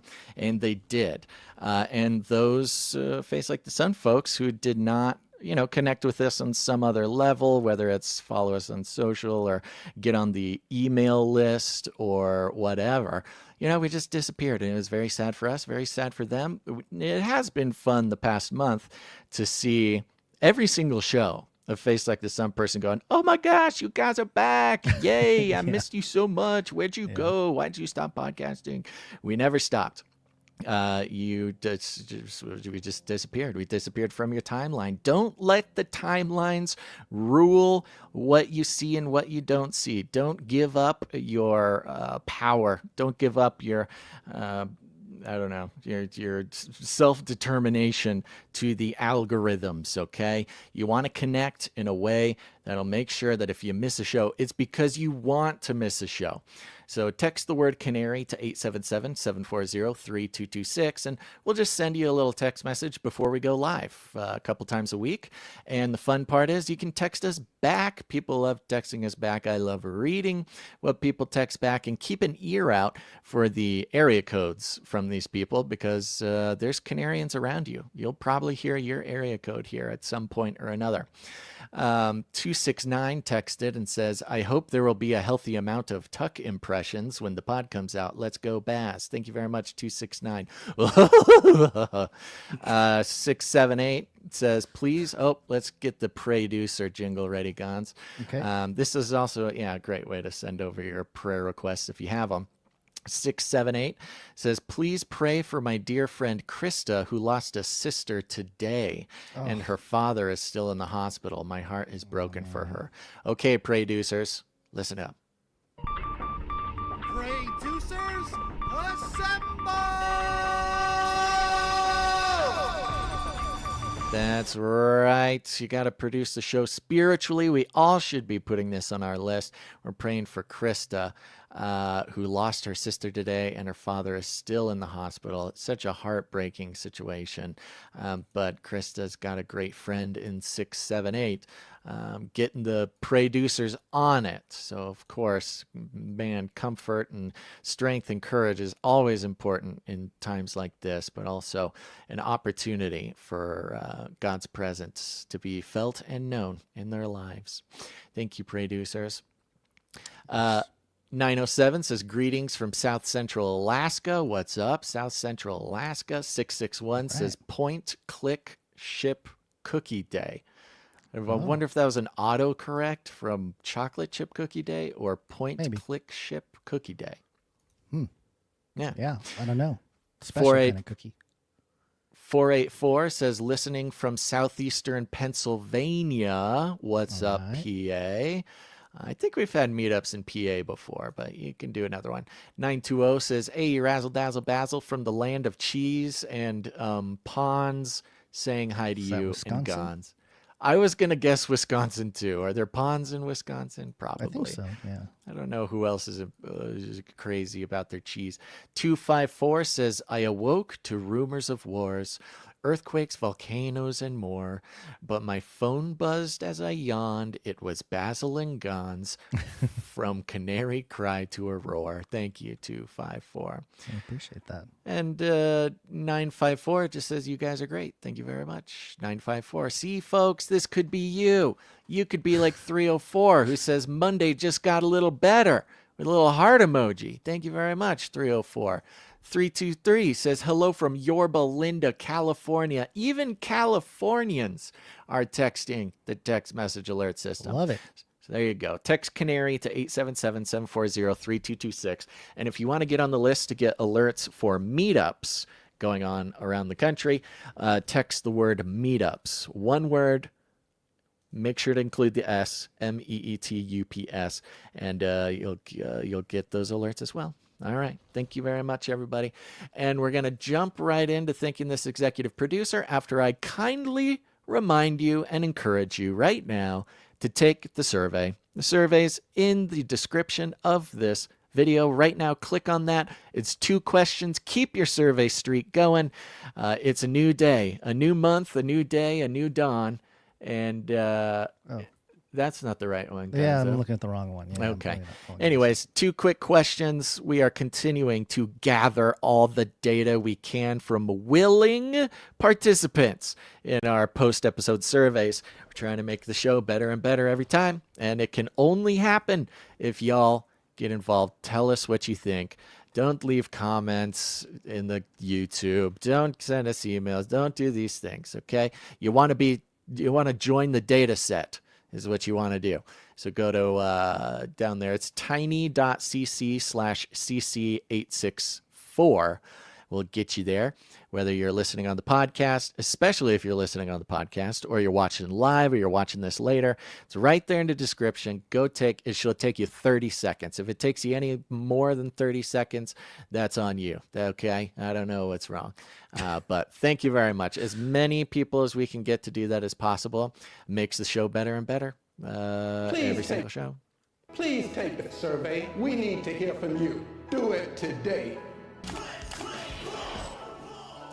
Do it today. Click, click, boom. All right, Gons, let's thank one last set of executive producers for this session. Executive producers. We're thanking the ones and the onlys. That's right, 2 of them. Sir Jamie, not the Lannister, and Sir Alex Protocol, Baron of the Brian Protocol, the classics. Thank you guys for supporting the show. They're bringing you this, Gons. Bring the heat. Bring the babies. Oh, wait, hold on. What happened to the babies?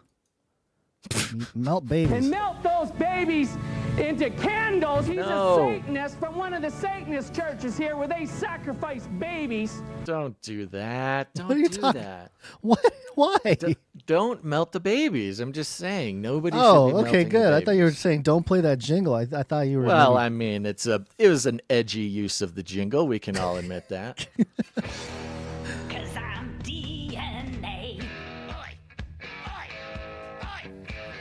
All right. TheGuardian.com. World's oldest baby.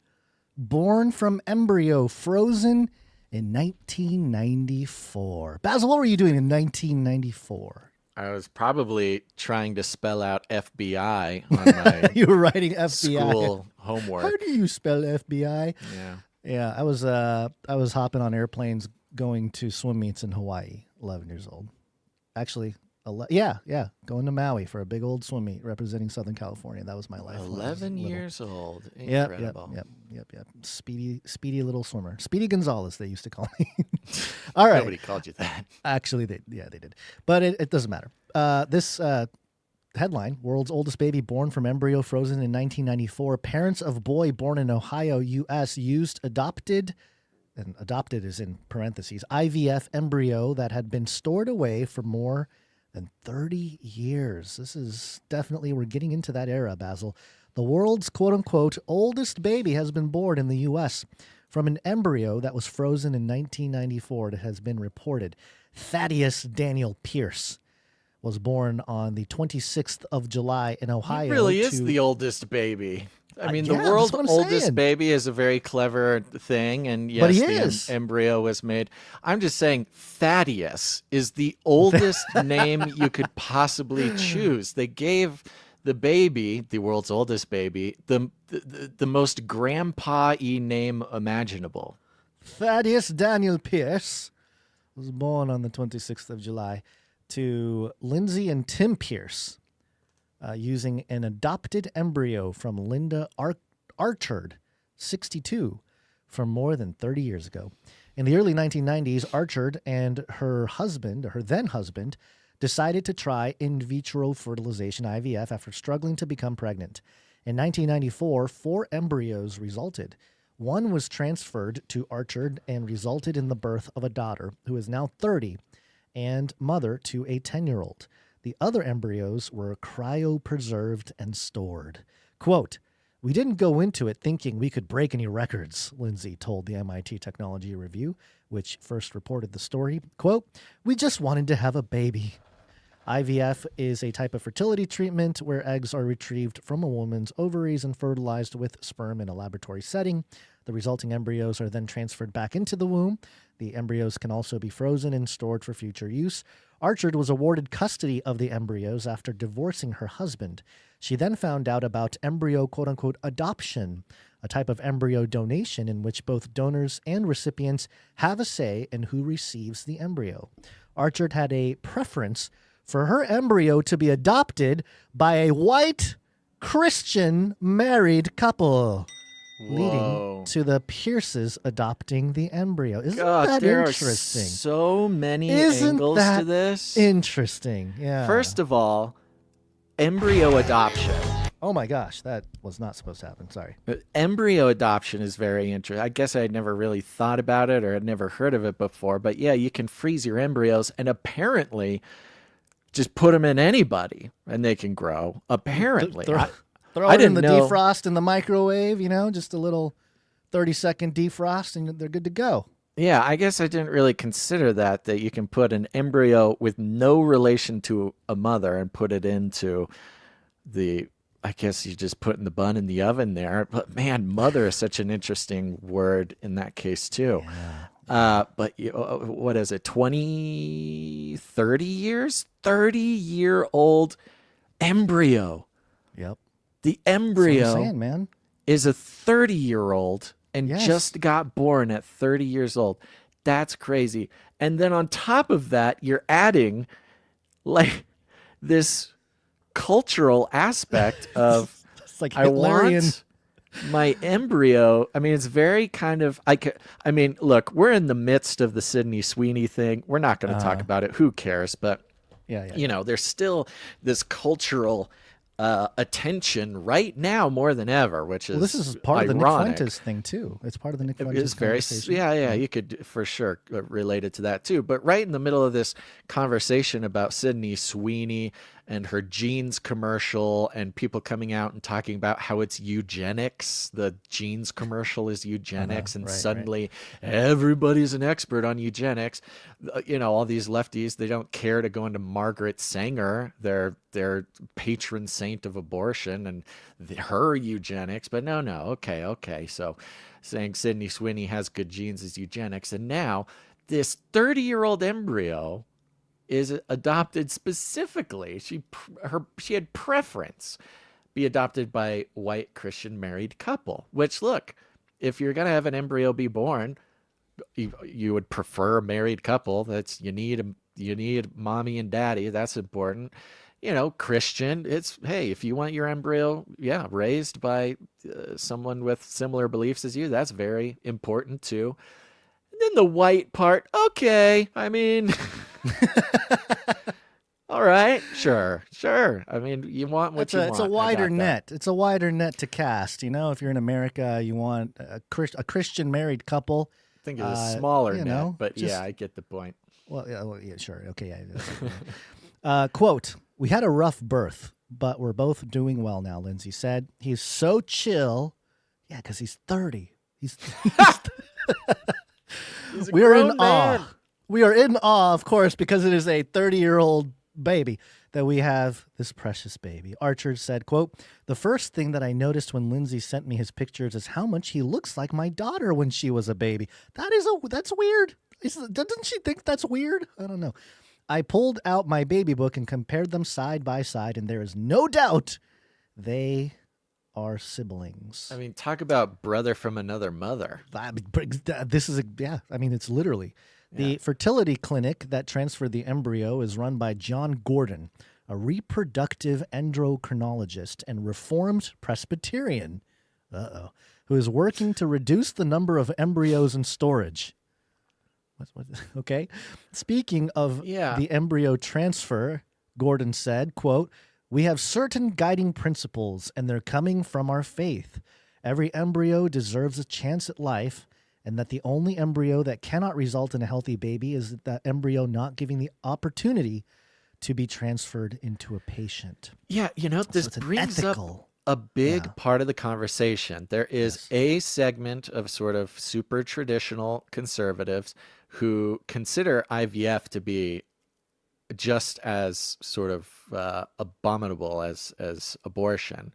Right. And I don't know how I feel about this, but I've heard the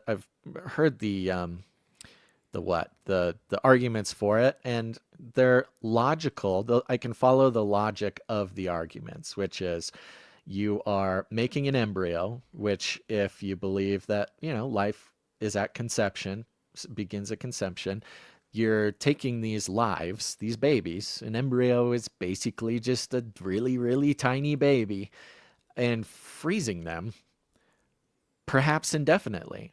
And when you run out of storage, and this has been a big problem in recent years, is you've got all these eggs that are freezing. God forbid the power goes out, or I think a car crashed into a fertility clinic recently, or there was a car bomb, and they reported, like, we're happy to report that none of the embryos were harmed, and people would scoff at that, but then other people go, hey, yeah, those are babies. I'm glad that car bomb didn't blow up some babies. We should be happy about that. But then you keep these babies, cryogenically frozen for, in this case, 30 years. And that's the best case scenario. Worst case is, hey, we're out of storage. We got to get rid of some of these babies. And it's as easy as just throwing them in the trash or, leaving them out on the counter for too long. So this is very interesting coming from, now I don't know the details of Reformed Presbyterian, because it is capital R and capital P. I might jump into that to see what I can find while you read some more. But so it is a specific theology we're looking at here. Yeah, I could see it being like a real important thing to not dispose of embryos. Everyone that you take, get it adopted and have it had. But man, that is we are, especially from a Christian, coming from a Christian, a faith-based IVF thing, we're like really exploring the limits of like the morality of these very specific fertility things. Yeah, it can be argued that it is the ultimate anti-abortion type of move, where it's like, wait, say that again. Sorry, you blacked out a second. I was saying it's almost the perfect anti-abortion logic, right, where you have babies that are killed, or not even babies, like even before then. But here you have life at its earliest form, frozen in time, and the argument of, hey, they deserve a chance at life is it's hard to argue that. But also, what if there's 144,000 of these things that are they hang around until the very end, and well, and you can see in future if there ever was some sort of government test tube baby program, right? Mm-hmm. You could see it being justified by, hey, we need more people. People aren't having babies. We need to test tube these babies to save the human race. But don't worry, we'll take embryos that are already there. So the babies will get a chance at life. and we'll grow them in, artificial wombs, and it's just straight up government, baby growing facility. But it can have this like moral imperative of like, well, if we don't hatch these babies, then what? You're just going to let them die? These little single-celled little balls of joy? I don't think so. Yeah. Well, the other thing is it brings to question, are there ancient frozen embryos that could be brought back? Maybe that's what people are looking for. What was in the egg craft in Antarctica. Antarctica being the next thing, it's cold there. You can freeze some embryo. And they found that egg craft in a cave in Antarctica. Yeah, there you go. So something I did, let me just finish this little highlight here. In the UK, the proportion of IVF births has increased from 1.3% in the year 2000 to 3.1% in 2023, the equivalent of 1 in 32 UK births. So close to that, 33. But maybe one could argue that 33rd one is the the IVF birth. Roughly one child in every classroom. And then it gives a couple more statistics here. So I was curious about the temperature by which these things take place. How cold do you have to make an embryo to freeze it? And so, and this is according to just some quick research, the embryo remains viable for decades if stored properly in liquid nitrogen at around 196 degrees Celsius. What is that Fahrenheit, Basil? Go. I don't know. 30. Got to be like those Chinese kids that do those finger snappies and then they get the answer in like 5 seconds. It's negative 320.8 degrees Fahrenheit, which is it's cold. It's cold. Very cold. Very cold. Very cold. But it made me wonder, it's like, cold things. Because anytime we talk about cold temperatures, and it brings to mind some other topics like quantum computing, which requires, just requires a very cold, controlled climate.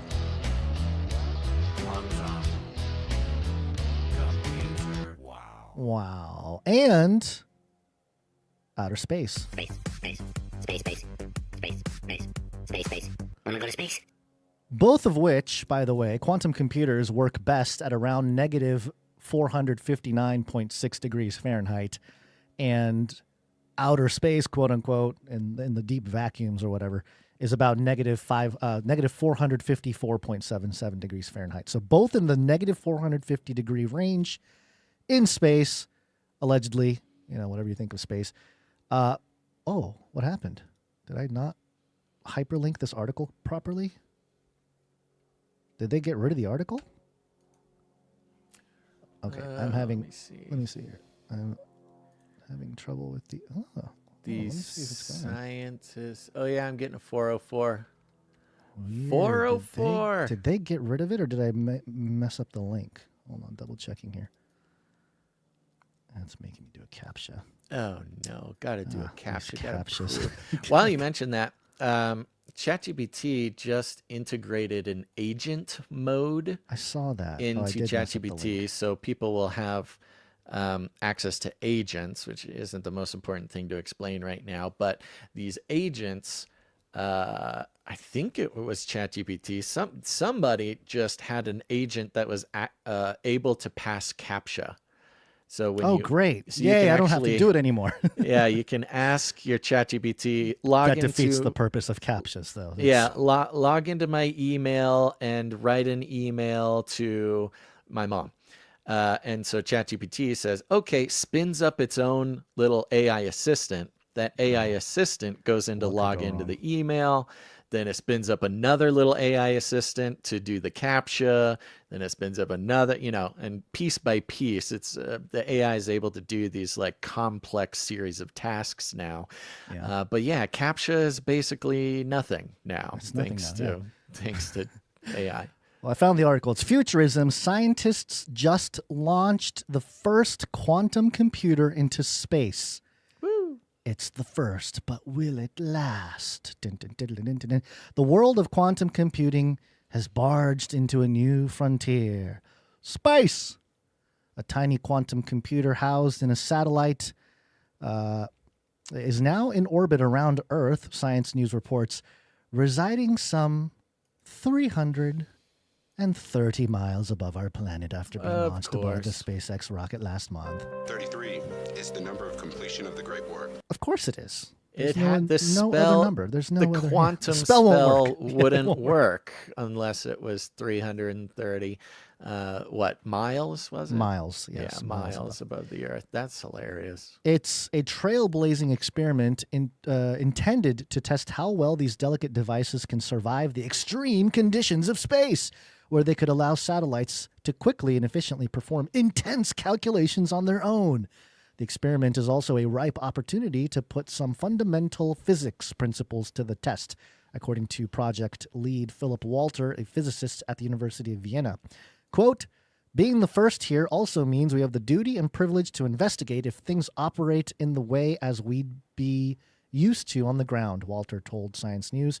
Built in just 11 days. 2 towers, 11 days.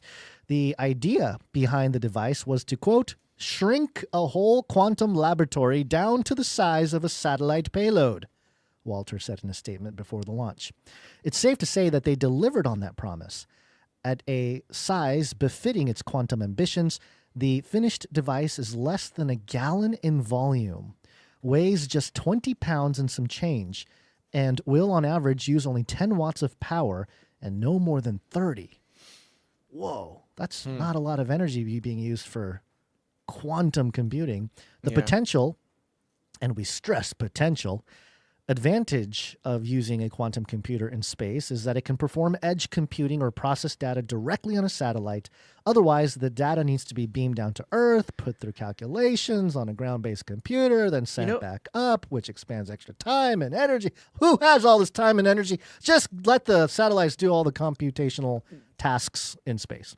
Bro, this is Nisara Jasara, the off-world quantum financial system. Dude, here we go. Let's go. Blockchains, baby. The blockchains hilarious. are going to be held together by the quantum satellite network that surrounds a literal network of a chain around the entire Earth.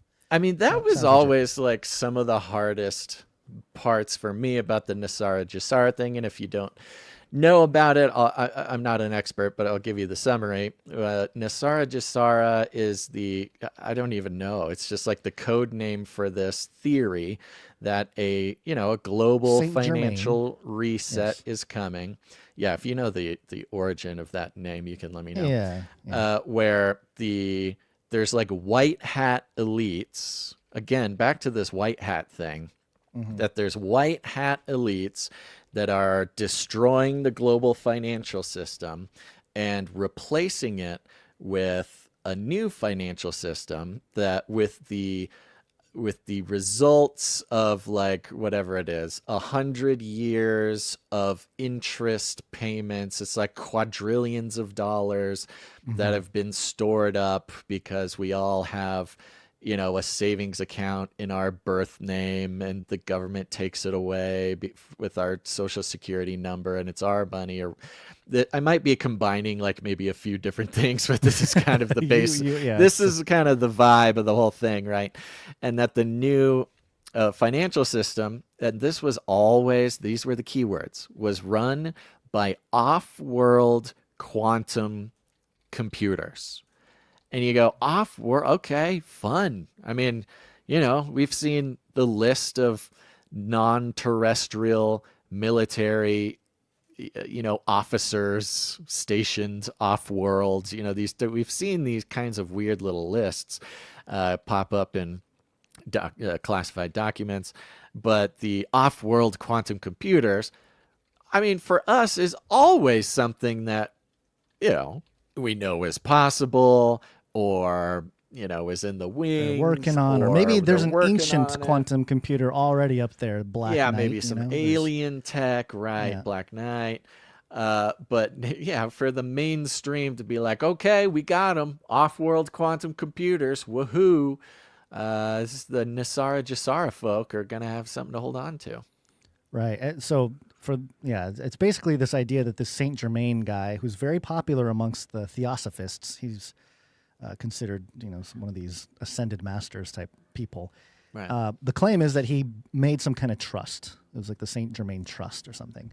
And at some point in history, that trust will be released to the public, and the entire world will be showered with money, and there will be some kind of reckoning of the corrupt system that currently exists.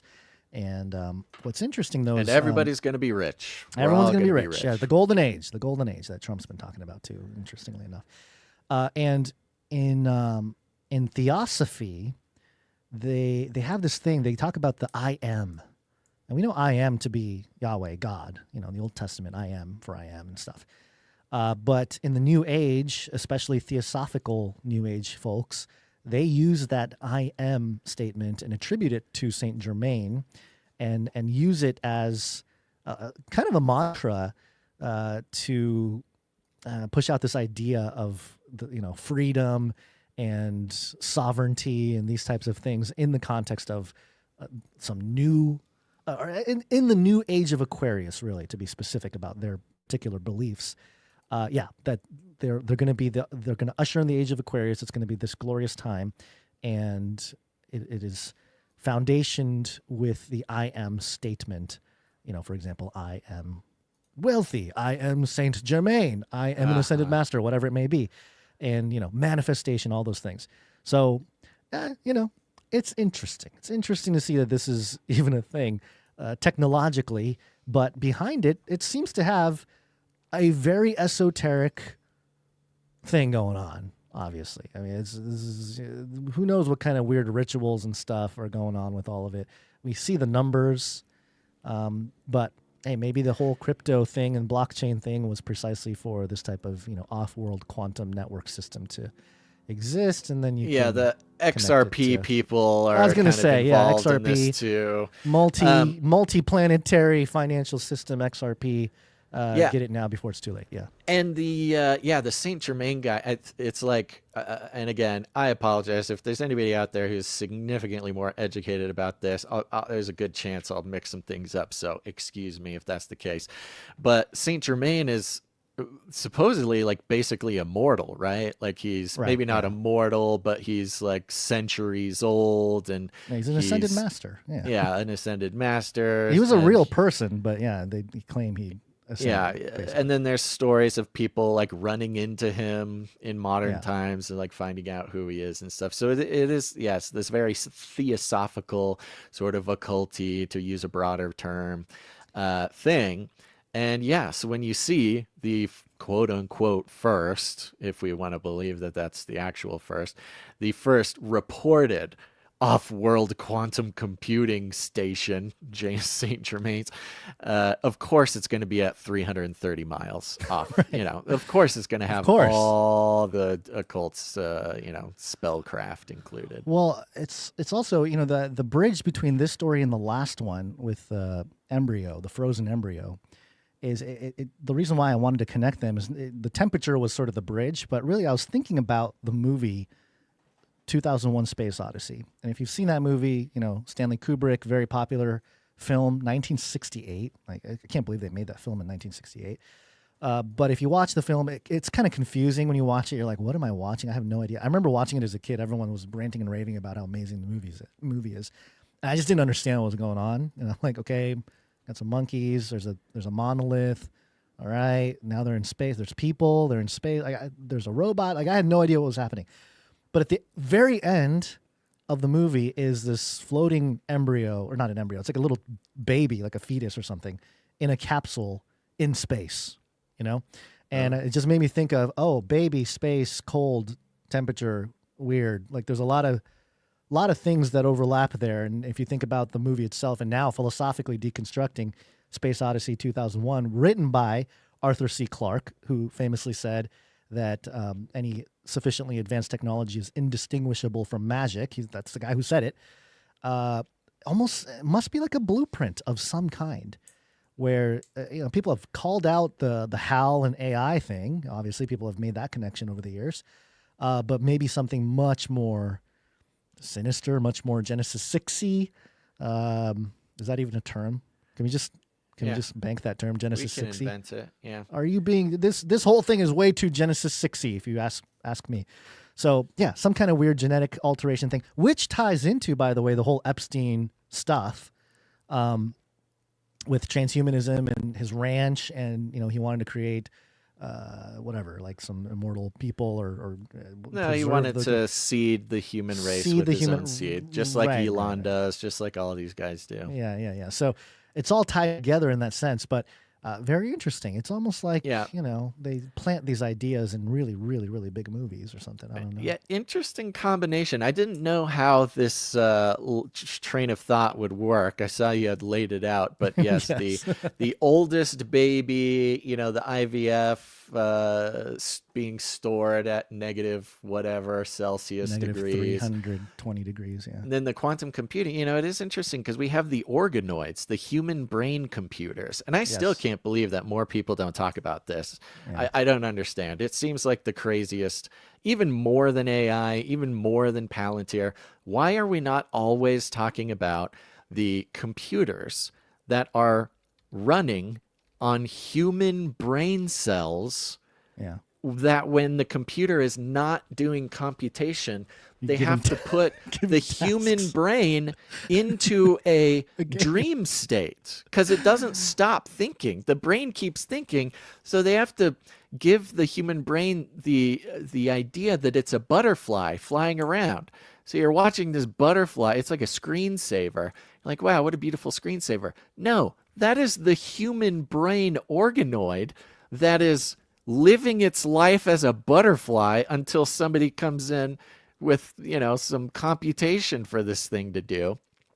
You send up, and I don't think that that anybody's making a direct connection between the human brain organoid computers and quantum computing. But, I don't know. We are here. This is why we're here. Hello. The human mind is capable of amazing things. It's the best. Yeah, it's the best computer in existence. And I don't know if our brains aren't kind of operating on some quantum, interdimensional computing some stuff. Entanglement going That's on. like what a think brain so, is. yeah. I mean, that's Yeah. the spiritual aspect Right. of the brain. You can go into other whatever dimensions in one way or Realms and another. stuff, yeah. So you've got, so they're launching up the first quantum computer, keeping it at the frozen temperature that a human embryo needs to Even be kept. even Yeah. colder, which probably, I don't know, Yeah, maybe more it's ideal. Very, I'm very telling you, man, this whole thing is very bizarre. It's going to make people want to escape into the metaverse, maybe. Welcome to the metaverse. But it's not going to be too comfortable there either, Basil. 666. NFTs are back, baby. A Bored Ape Yacht Club NFT over the weekend sold for 666 Ethereum, Basil. That's $2.5 million for a JPEG picture of a monkey. Are NFTs back? I've been They're seeing back, lots baby. of NFT talk. They're back. They're back. And guess what? It was a golden ape. It was one of these gold-skinned Bored Ape Yacht Clubs. Uh-oh. Basil just disappeared. Oh, no. Well, anyway, it was a golden ape. And the second one that sold, I think it was a little bit less. It wasn't 2.5 million. Oh, he's back. Hold on. You're back. Okay. Sorry. Yeah. So yeah, did you hear the part where I said it was a gold ape, like the actual ape itself? Okay, so there was a gold ape, and then a second one was sold a couple hours later for, I think it was like $500,000. It wasn't 2.5 million or 2.3 million. Still a lot. And that was also a gold ape. And I'm wondering, 666 ETH, gold apes, the golden age that Trump's been talking about, the golden era. I mean, the whole thing is just, I don't know, man. This is very strange. Seems like we're... And 666. Yeah, 666. That's very interesting. I'm surprised. I mean, the Bored Ape, for those who are not NFT aficionados, Bored Ape Yacht Club was like the premier NFTs that were worth anything. Everybody wanted to make NFTs because Bored Apes were so, valuable or whatever. So for them to be kicking it off, I mean, I'm sure this is some sort of little signaling going on, or they're trying to kick off the NFT season or something. Oh yeah, I'm sure. I mean, nobody drops $2.35 million just without making a big deal about it. So I'm sure there's things there. But well, we're not done with the space talk. This is some breaking news. Let me go back to. I know we're in the metaverse right now with the NFTs, but I know you don't like that so much. So we're going to go back to the some of the space talk real quick. Basil, Politico, just published Duffy to announce nuclear reactor on the moon. This is the first major agency effort by the interim NASA administrator, who is also the transportation secretary and a former Fox News host. Look at that. All you Fox News hosts, look where you can be one day. It says here, Transportation Secretary Sean Duffy will announce expedited plans this week to build a nuclear reactor on the moon. The first major action by the former Fox News host as the interim NASA administrator. You know when you're an interim and you start pushing a bunch of buttons? Yeah, I don't know. It's like the ultimate. It's the ultimate. What's the word I'm looking for? It's a good way to lock in your position. Yeah, that's one way to do it. Yeah, I was thinking more of like some kind of immunity or something, where it's like, yeah, it's just an interim. Sorry, I didn't mean to. Yeah, if it goes wrong, If it goes wrong, yeah, he's already gone. He's already Right. gone. NASA has discussed building a reactor on the lunar surface, but this would set a more definitive timeline, according to documents obtained by Politico, and come just as the agency faces a massive budget cut. Oh, isn't that massive budget cut coming? What can we do? We need to build a nuclear reactor on the moon to keep that money train going. We got to expand out, everybody. Let's start building stuff on the moon. Quantum computers in space, little baby embryos floating up there. We better get busy because it's very Trumpian. It's a very Trumpian thing. Yeah. You're gonna build it? Yeah, I You're gonna think build you're it? right. I think they're, Reactor. at the very least, beautiful they're trying reactor on the to moon. activate the theater of Nisara Jisara, because it again, is true. the It's Nisara Nisara Jisara thing was very popular with the Q type people, not just them, but that kind of the real fringe of the fringe there is kind of where the Nisara Jisara lives. And I could see some very powerful theatrical anomalies being very helpful with, oh yeah, we got off-world quantum computers, we got nuclear reactors on the moon to host the off-world, military, blah blah blah. Yeah. Like openly, by the way. Who know? I mean, who knows? But it feels like we've had stuff like that for a while. Yeah, of course. Well, that's what I mean. Believe it's out there. Or not. The same thing with Tulsi Gabbard openly admitting Operation Mockingbird. It's kind of this. Okay, we'll just tell them about everything. Tell them about the off-world. Well, it's about quantum time. computing. Well, they have tell their them about justification. They have their justification. It says here, quote, "It's about winning the second space race," said the NASA senior official. We're in the second space race, everybody. President Donald Trump named Duffy as interim administrator in July after abruptly withdrawing the nomination of billionaire Jared Isaacman amid a spat with the nominee's ally, Elon Musk. Duffy also offered a directive to more quickly replace the International Space Station, another NASA goal. The two moves would help accelerate U.S. efforts to reach the moon and Mars, a goal that China is also pursuing. Got to do it before the Chinese. Got to do it before the Chinese. That's been the big narrative, too. The plans align with the Trump administration's focus to take over on crewed space flight. The White House has proposed a budget that would increase human space flight funds for 2026, even as it advocates for major slashes to other programs, including a nearly 50% cut for science missions. Interesting. We're done with the science. We're done surveilling what's out there. It's time to conquer, baby. I think that's a great point. Yeah, it's the science mission, of course, the Church of Scientism, we must learn. That time's over, baby. Time to deploy. We don't need the science. We got the devices. Send them up there. Let's go. So they want to launch this whole thing and let's see, a 100 kilowatt nuclear reactor to launch by 2030. They want to have a nuclear reactor on the moon by 2030. Basil, we are living in a cuckoo world, man. You got to be kidding me. We're going to have a nuclear reactor on the moon. Who would have thought? Who would have thought? Nukes on the moon. Yeah. NASA previously funded research into a 40 kilowatt reactor for use on the moon, with plans to have reactor ready for launch by early 2030s. The first country to have a reactor could, quote, declare a keep-out zone, which would significantly inhibit the United States, the directive states, of course, a sign of the agency's concern about a joint project China and Russia have launched. The directive also orders NASA to designate a leader for the effort and to get industry input within 60 days. The agency is seeking companies able to launch a reactor by 2030, since that's around the time China intends to land its first astronaut on the moon. The nuclear initiatives mean that NASA will continue to have a hand in nuclear development even after the Pentagon's recent cancellation of a joint program on nuclear-powered rocket engines. Quote, while the budget did not prioritize nuclear propulsion, that wasn't because nuclear propulsion is seen as a non-worthy technology, the NASA official said. The space station directive aims to replace the aging, leaky international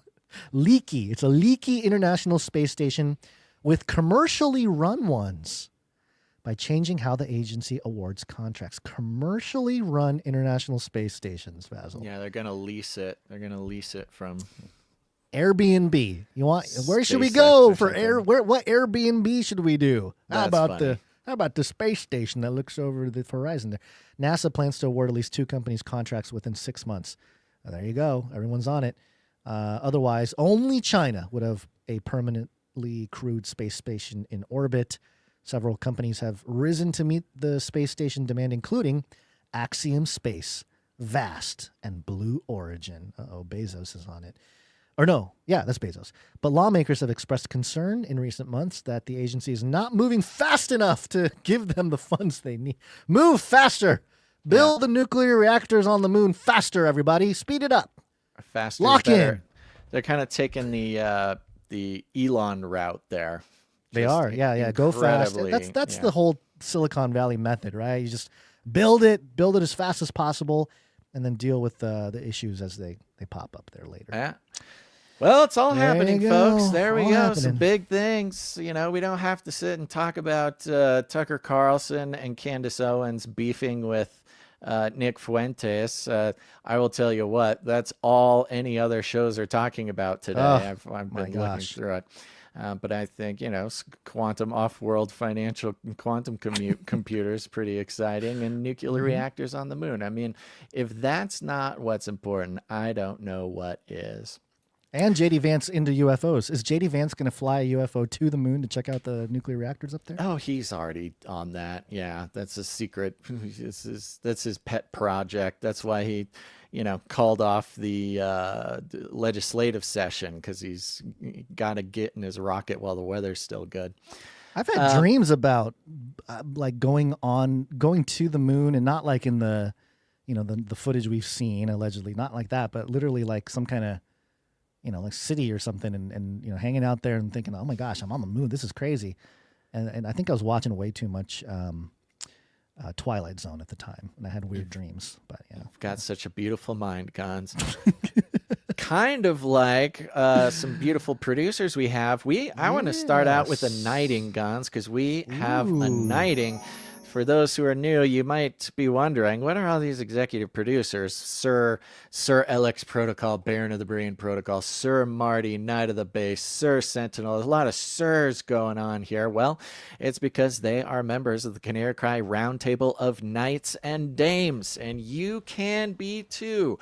We are on the value for value model, which means we're not taking any money from corporations, cartels, which is good, because we're not going to knight or dame a corporation. We can't do it. We don't take any money that is all mixed up with the mind control. Hello, MK Ultra. What's his name? Edward Bernays, advertising, propaganda, mammon worshiping, awful economy ecosystem of this world, which seeks to turn your brain, your attention, your time into basically farming commodities to be bought and sold for personal gain. Nope, we're on the value for value model, which means y'all are the ones who are responsible for this show existing. Okay, it's your fault. If you don't like that it exists, you can only blame yourselves. And it's very simple. If you get any value from the show, you put value back in with your time, your talent, or your treasure. Lots of ways to do it.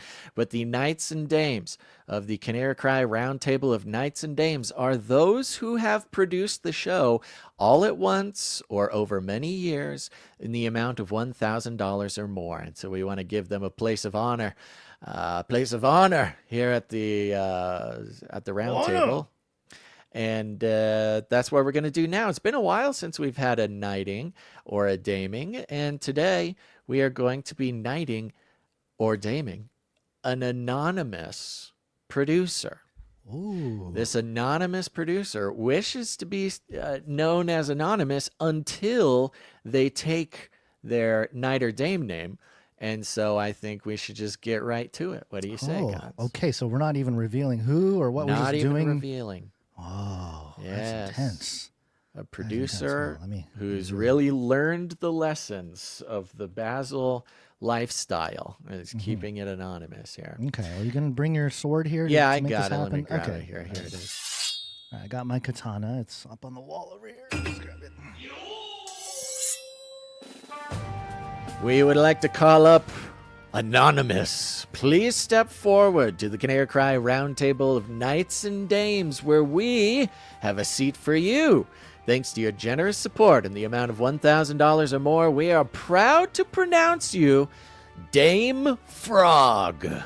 Please join us at the Canary Cry Roundtable, where we have the belt of truthful truthiness, the breastplate of righteous righteousness, custom-fit Birkenstocks to carry forth the gospel of peace, the shield of ferocious faith, the helmet of substantiating salvation, the supernatural sword of the spirit, and, of course, adorable samurai babies, infinitely cute kitties for cuddling. And if you're hungry, we have fancy feast, wet food, carved Cosmo, the crisper cow, and, of course, fried wormicorns. Welcome with me, everyone, Dame Frog, to the Canary Cry Roundtable of Knights and Dames. Woo! And the crowd goes wild. Woo! Incredible. Thank you very much, Dame Frog, and thank you for being very clear about your intentions to stay anonymous. I love clear instructions. So God bless you, Dame Frog. Frog. How do you spell this? Frogge. Okay, and that's it. That's their whole name. That's the name. They're welcome to add anything that they would like, but that is what they sent in, and that is what they get. Keeping it simple. I kind of like the simplicity. I like it too. I think it's better. You know. Yeah, it might be Plus, better. you know, when we're going through, we often don't include the full name, which sometimes can get quite long, which are also very fun. But Dame Frog, episode 864, you will be remembered. Thank you very much. And with that, Gons, I think we got to thank the rest of our producers. I want to take a second and thank more specifically our executive producers who came in, made the show possible. So why don't you hit that? I will thank them. I think everybody is coming in on the nice round number. You know, so this is part of the experiment for October or for August, folks. So please bear with us. We are tinkering around with exactly how to make sure that producers are honored in a proper way, and but also make the show as good as it possibly can be. It was pretty close there for a while about whether to keep the producers at the end of the show or not. Mm-hmm. I think ultimately keep the producers at the end. Well, we're going to stick with that for now. But there were many, even people who were not producers, say, you know, the executives, we need to make sure the executives get thanked kind of during the show. They, you know, they deserve to not be able to be passed by. So one of the ideas given by a couple of our brilliant survey takers Go take the survey, folks. It's that link right at the top of the description. Click on that. Answer the question. It's very fast. And if you think that you have the ideas that will change the future of humanity, go take those surveys. Takes very, very quick, but lots of opportunities to share your thoughts about stuff. We had a number of them say, maybe execs, you keep them during the show, either keep them at the top or, and we had a couple people have this idea that we can attribute certain parts of the show to the executive producers. Because really, I mean, it's the truth. They are bringing us the ability to bring the different segments of the show. I think maybe it was a little laborious today doing it the way we did, but we're going to keep tinkering with it. We'll see how it turns out next episode. Yeah. But I do want to thank our executive producers, Guns. Like I said, they come in for $100 or more for any individual episode, which is why they are who they are. And I'm going to start out by thanking, of course, the one, the only executive producer, Sir Jamie, coming in. Thank you, Sir Jamie. Thank you very much, Sir Jamie. Comes in with his tithe. Appreciate that. Appreciate you. We also had Sir Marty, Knight of the Base, come in. Thank you very much, Sir Marty. Thank you. Yeah. We had, of course, Sir Alex Protocol, V2, Baron of the Berean Protocol comes in. Thank you very much. And he's, of course, comes in for $100, 33 cents on a 414 episode streak and a 68 executive producer streak.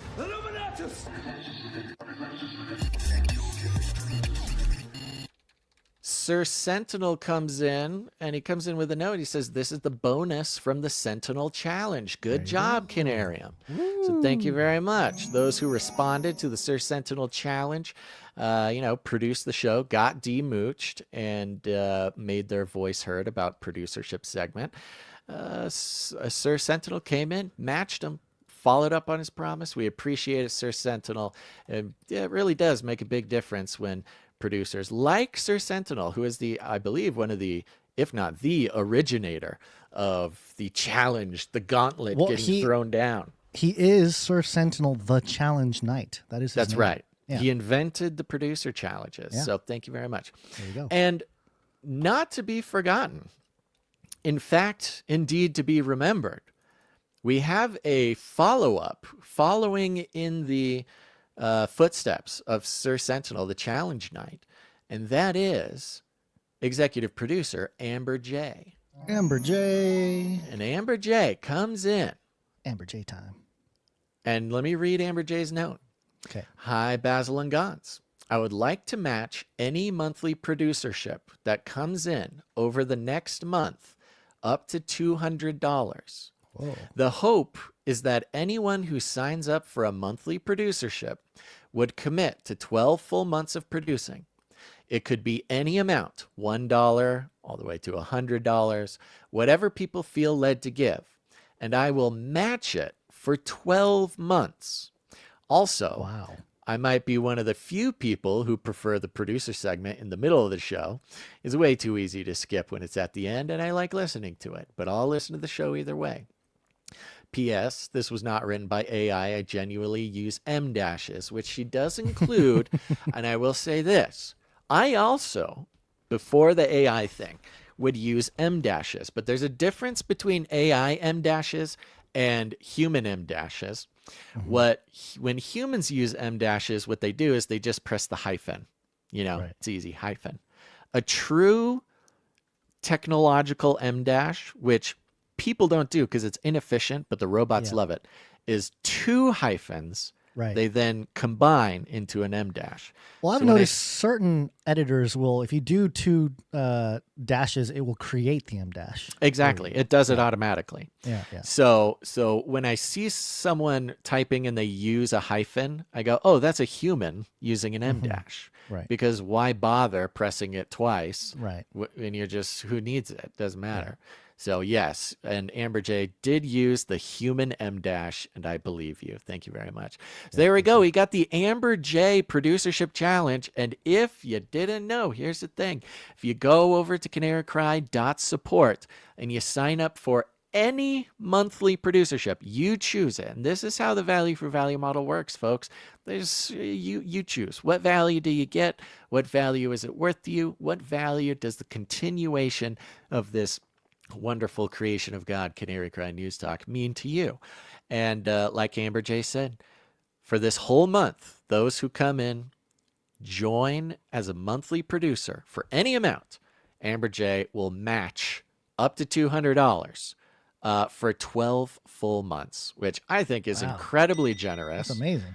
Yeah, which means, you know, if 10 people come in for $20 a month, then Amber J matches it. That immediately doubles your monthly producership.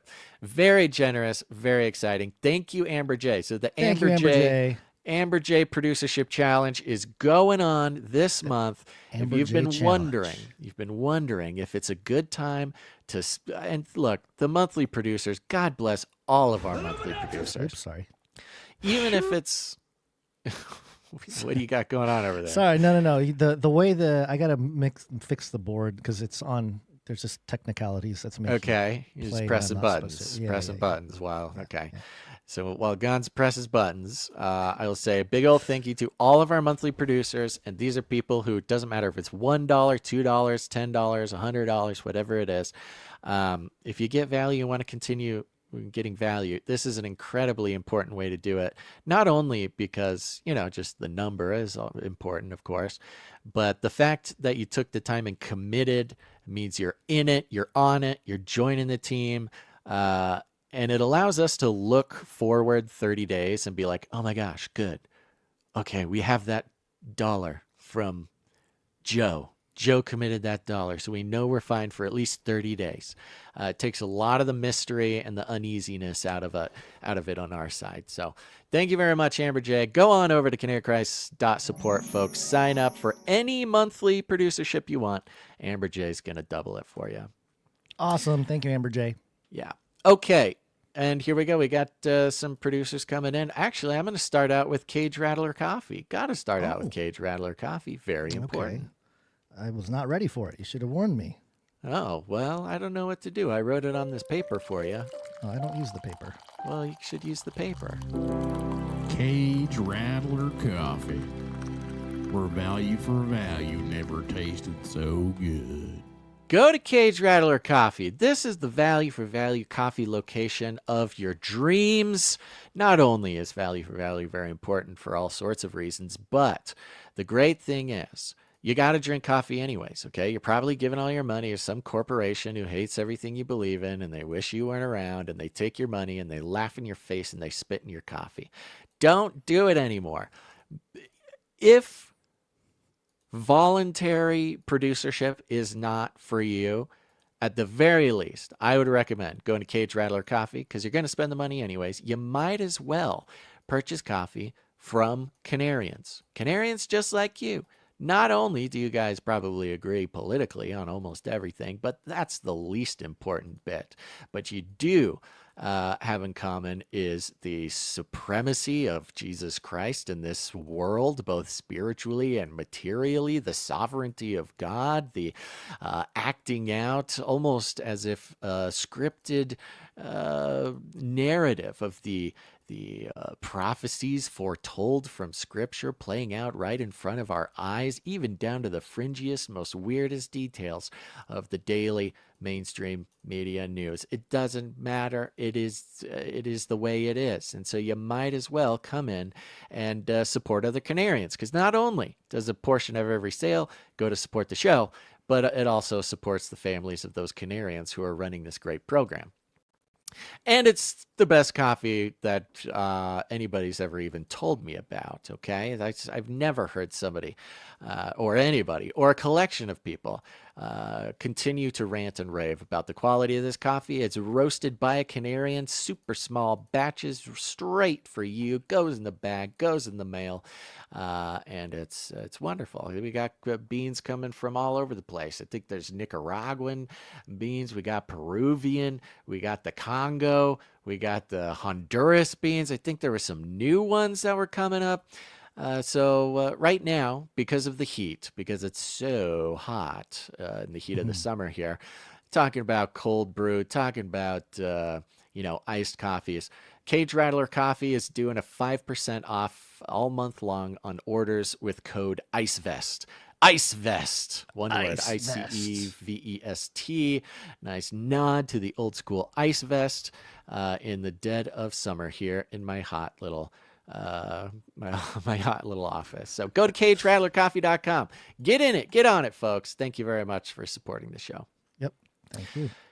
We also have, Sir Spears. I think it's Sir Spears Desert. Is that the full name? What is Sir Spears Desert? Yeah. Sir Spears Desert. Yeah, give me his full thing.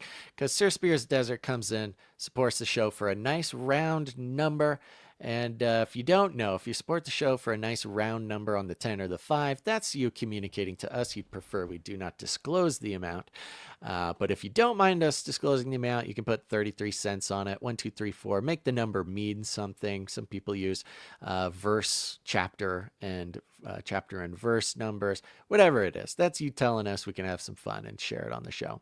But thank you very much, Sir Spears. Night of the Desert. That's Night of right. the Desert. Sir Spears, Night of the Desert. Thank you very much. Thank you very much. Okay, we have Sir Holmes comes in. Sir Holmes supports the show for $33.33.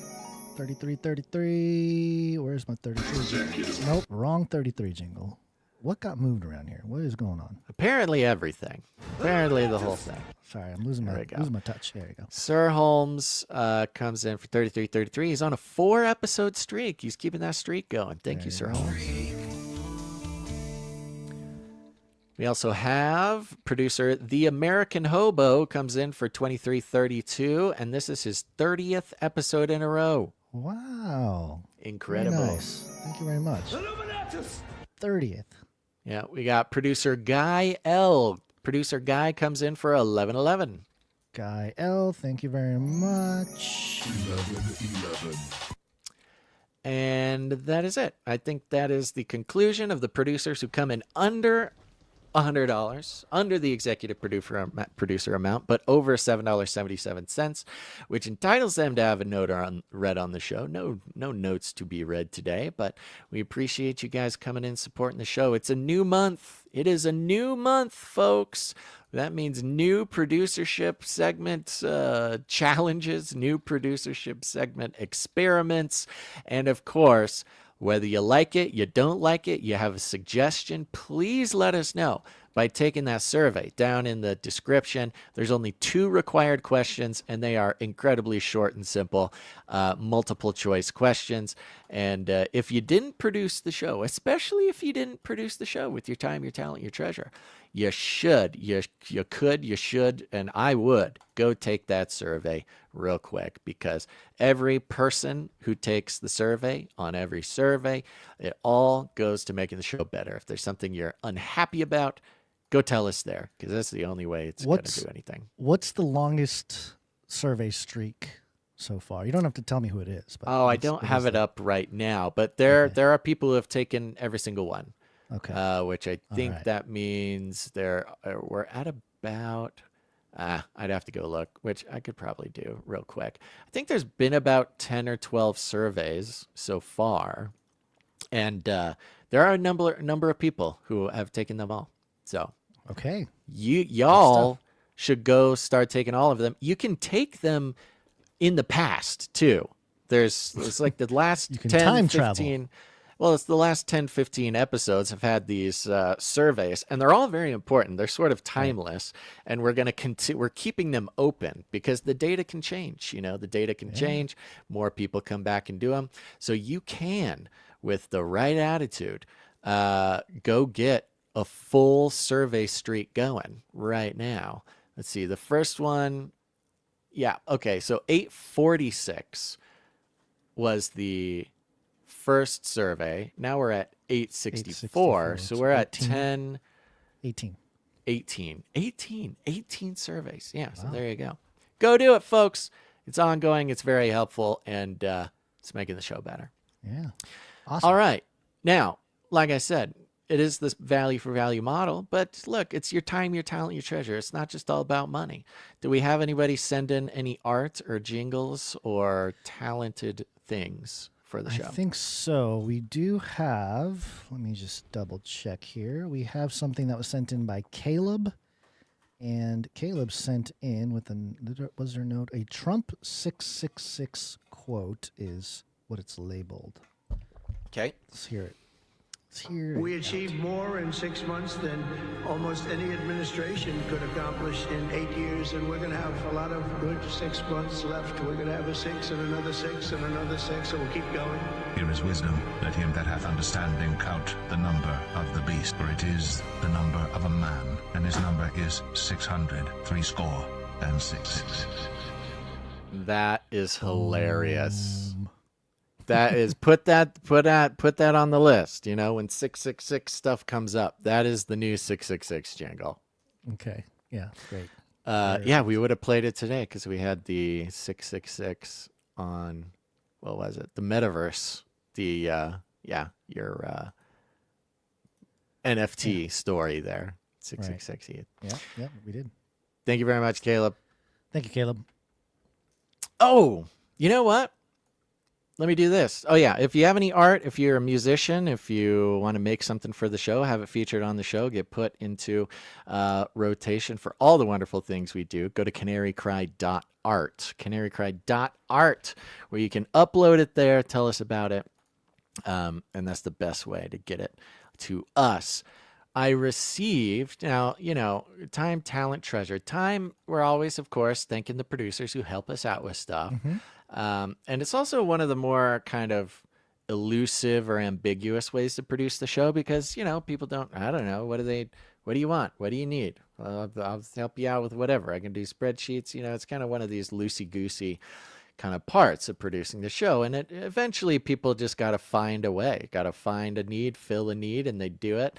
And we did just get a email from Sir Rightfoot Joy. Okay. He's Knight of the Canary Cry Roundtable of Knights and Dames. And he sent an email. And I'm going to read this email now. Sir Rightfoot Joy, Wrangler of Wiggle Wagons. From That's episode right. 689, just to be clear. Says Basil and Gons, it has been on my heart for over a year now to get you guys the tech equipment that you need to continue producing quality Christ-centered content. In February of 2024, I wanted to build a custom PC for Gons, but I ended up starting a new job and didn't have the time to do it. I still don't have a lot of free time, but I'm willing to give up what little time I do have to establish a Canary Cry tech team. Ooh. I believe that there are talented individuals out there who are capable of solving the tech issues that CCNT is experiencing. If you agree, please announce the following on the show. I am going to announce it now. Sir Rightfoot Joy here to announce the creation of the Canary Cry tech team. The goal for this team will be to solve the tech issues that the show is experiencing through creative solutions and prayer. See, folks, that's a real tech team. It's both Gons and I working on the tech teams of various churches in our life. You know, there can be the prayer part of it can be forgotten because, you know, tech people, they're solving problems. They're knowledgeable about the equipment. Sometimes the only thing that can solve a tech problem is prayer. So thank you for including that.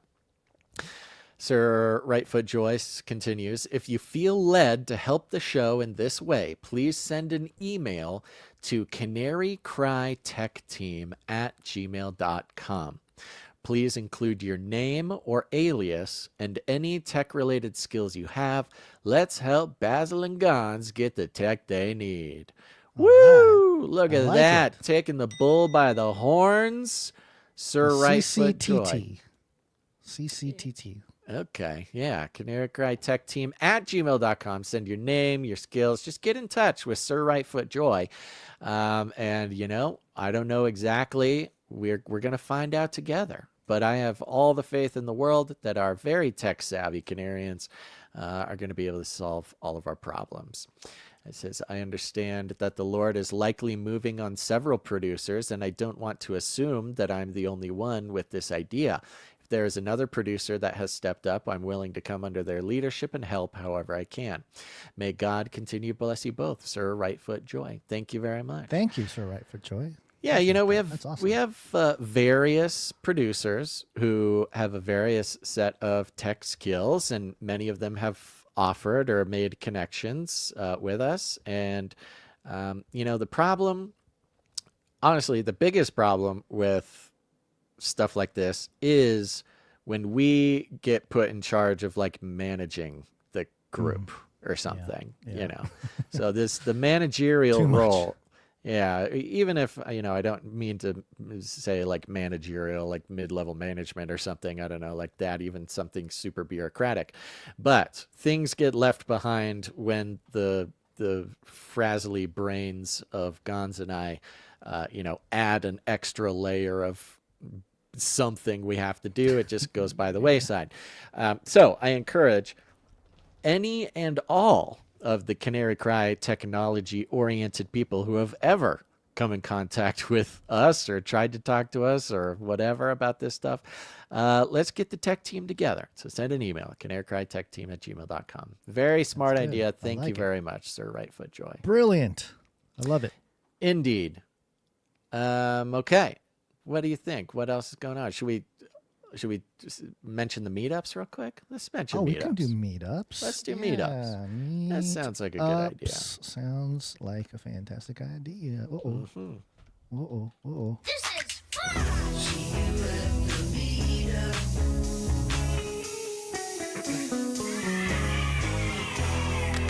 That's right. The meetups are very important. People crave the meetups. People talk about the meetups all the time. There's meetups going on around the world. And if there's not one going on near you, just put it on yourself. Don't be scared. It's easy.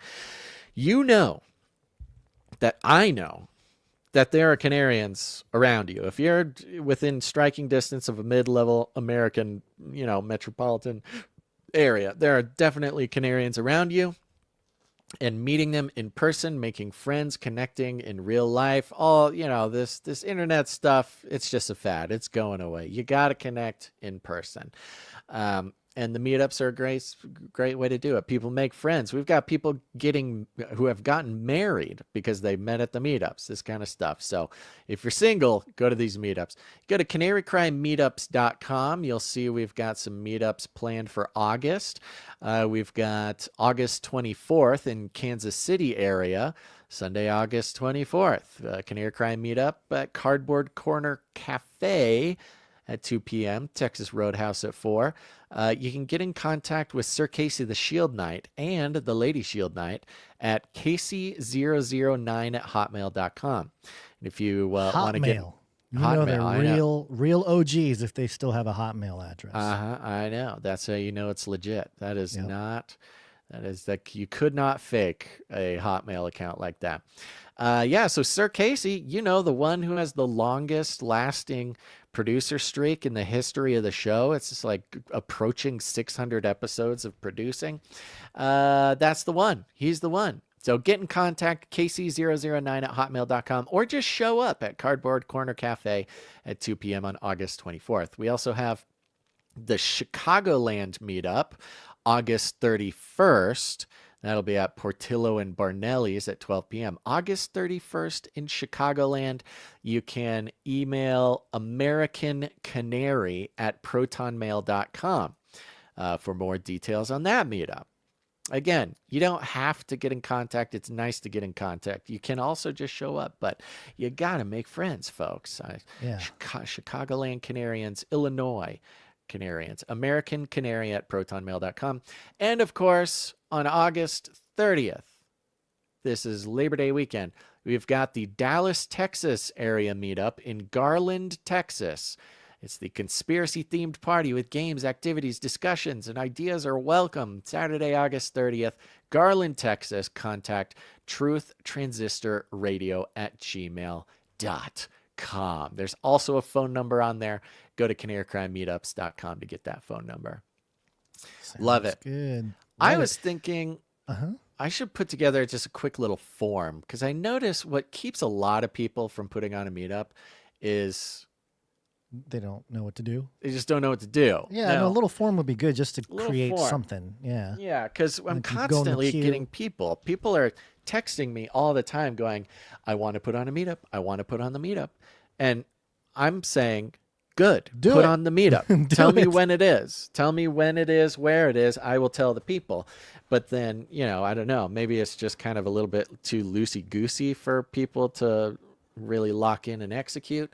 So I'll figure out a form. But I'm telling you now, if you want to put on a meetup, people will come. Just pick a time, pick a place, email us at canarycryradio@gmail.com. Tell me all those details. And then I'll put it on the website and we'll tell people about it. You can also text the word meetups, one word with an S, meetups, to 877-740-3226. Because it's the beginning of this month, I am about to start sending out texts to that list. I have not sent anything out yet, but I'm doing it now because we got meetups this month. So text the word meetups to 877-740-3226. Okay. What else? What else is going on? We got so many fun things going on, Gons. So I don't want to forget anything. I am wondering if you are going to Burning Man this year because it's coming up in great question. 1, 2, 3 weeks. I think that's pretty close. Is it that soon? Oh, I think so. Gosh. According to the calendar, it's Burning Man week on the week of the 24th. Okay. So if you're new to the show, burningmanresearch.com. Go to burningmanresearch.com. You might have just heard, are you going to Burning Man? And you're like, what the heck are these guys doing? Why would this crazy googly-eyed man go to Burning Man? This is a long-standing area of work for us. I'm actually very proud of this aspect of our career because this research has given us insight into the whole world, the elite infrastructures, the social engineering, everything that you cannot get the insight without doing what we do there. We teamed up many years ago with author, scholar, very smart Canadian man, Carl Teichrieb. He's the author of Game of Gods. He is sort of a foundational academic, talking about the age of reenchantment and the sort of Canary Cry ethos here. And he, for many years, has studied transformative events, these rituals, these ceremonies that happen on large scales around the world, and just how important they are, not just in the lives of the individuals who attend, but how that also structures the world as time goes on, as these sort of patient zero of cultural sort of viruses, of cultural shifts, social engineering sort of software gets dispersed from these transformative events. And this includes music festivals, it includes Burning Man, it includes, protests, it includes... he also goes to the, I always forget the exact word of it, but it's I forget what it's called. A big global, he goes to these globalist events, specifically these globalist events geared around, the elites that want to guide the religious lives of masses of people. Right. The sort of interfaith, international, WEF, United Nations, World Religions Conferences, stuff like this. Yeah. And so he's a very smart guy, very deep insight into parts of what's going on that you don't get on Alex Jones. You don't get on whatever, Nick Fuentes, right. Tucker Carlson. This is really part of the beauty. But I'm really proud of this aspect of our career, Gons. And so for more than 10 years, we've been working with Carl Teichrieb, mostly, before we started actually doing boots on the ground with him at Burning Man. He would come and we would discuss and help work through his data, work through his findings here on the show and Canary Cry Radio. You can find these episodes going all the way back to 2013, 2014, something like that. But if you go to burningmanresearch.com, which it is a miracle of God that URL was available. Like, what in the world? Out of everything we could get, burningmanresearch.com. You can listen to all the research that we've done over the past many years, including, and again, mostly want to focus on the work of Carl Teichrieb, but since 2018, we've been blessed enough to be able to go attend Burning Man on a half sort of evangelisty missionary kind of purpose, but gather and experience a lot of the truly strange, ceremonial, academic, spiritual, kind of patient zero, ground zero for things that we see take place sometimes just months after. It's like looking into, the future of what the elites have planned for the rest of the world. And I won't go through all of it now, but there's like 10 or more episodes you can check out at burningmanresearch.com to understand what we're doing. And I mean, it's given us insights, that, we come out and say, and, a few thousand, 10,000, whatever, a few people kind of learn about because we'll bring our weird research. And then 6 months later, boom, the like crazy thing we were talking about that we heard at a lecture, or this person comes out of nowhere, becomes the most important person in the world because of what, being boots on the ground there, the insight that it gives us. Yeah. Lots of people love it. Some people can do without it, but it's something I'm very proud of. And yes, we'll be trying to go. I actually just got contacted by a fellow we did an episode with last Burning Man research trip, George Olson.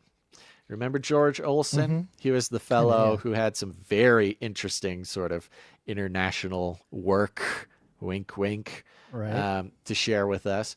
He just reached out to me to make sure to know that they were going, and they were asking if I was going to come do the work. And I think so. I can say I think so because someone actually donated some tickets. So I have a ticket. Yes. Came out of nowhere. So I'm taking that as a sign from God that it's good. Now, along with this, there's lots of other costs. There's a whole thing. Of course, I got to get a new Starlink unit. I'm getting a Starlink Mini. Okay. I am told that Starlink Mini will solve all of my Burning Man problems. I have now gone through three separate Starlinks have been destroyed in the last 3 or 4 years of trying to do this work at Burning Man. So who knows, but that's my plan.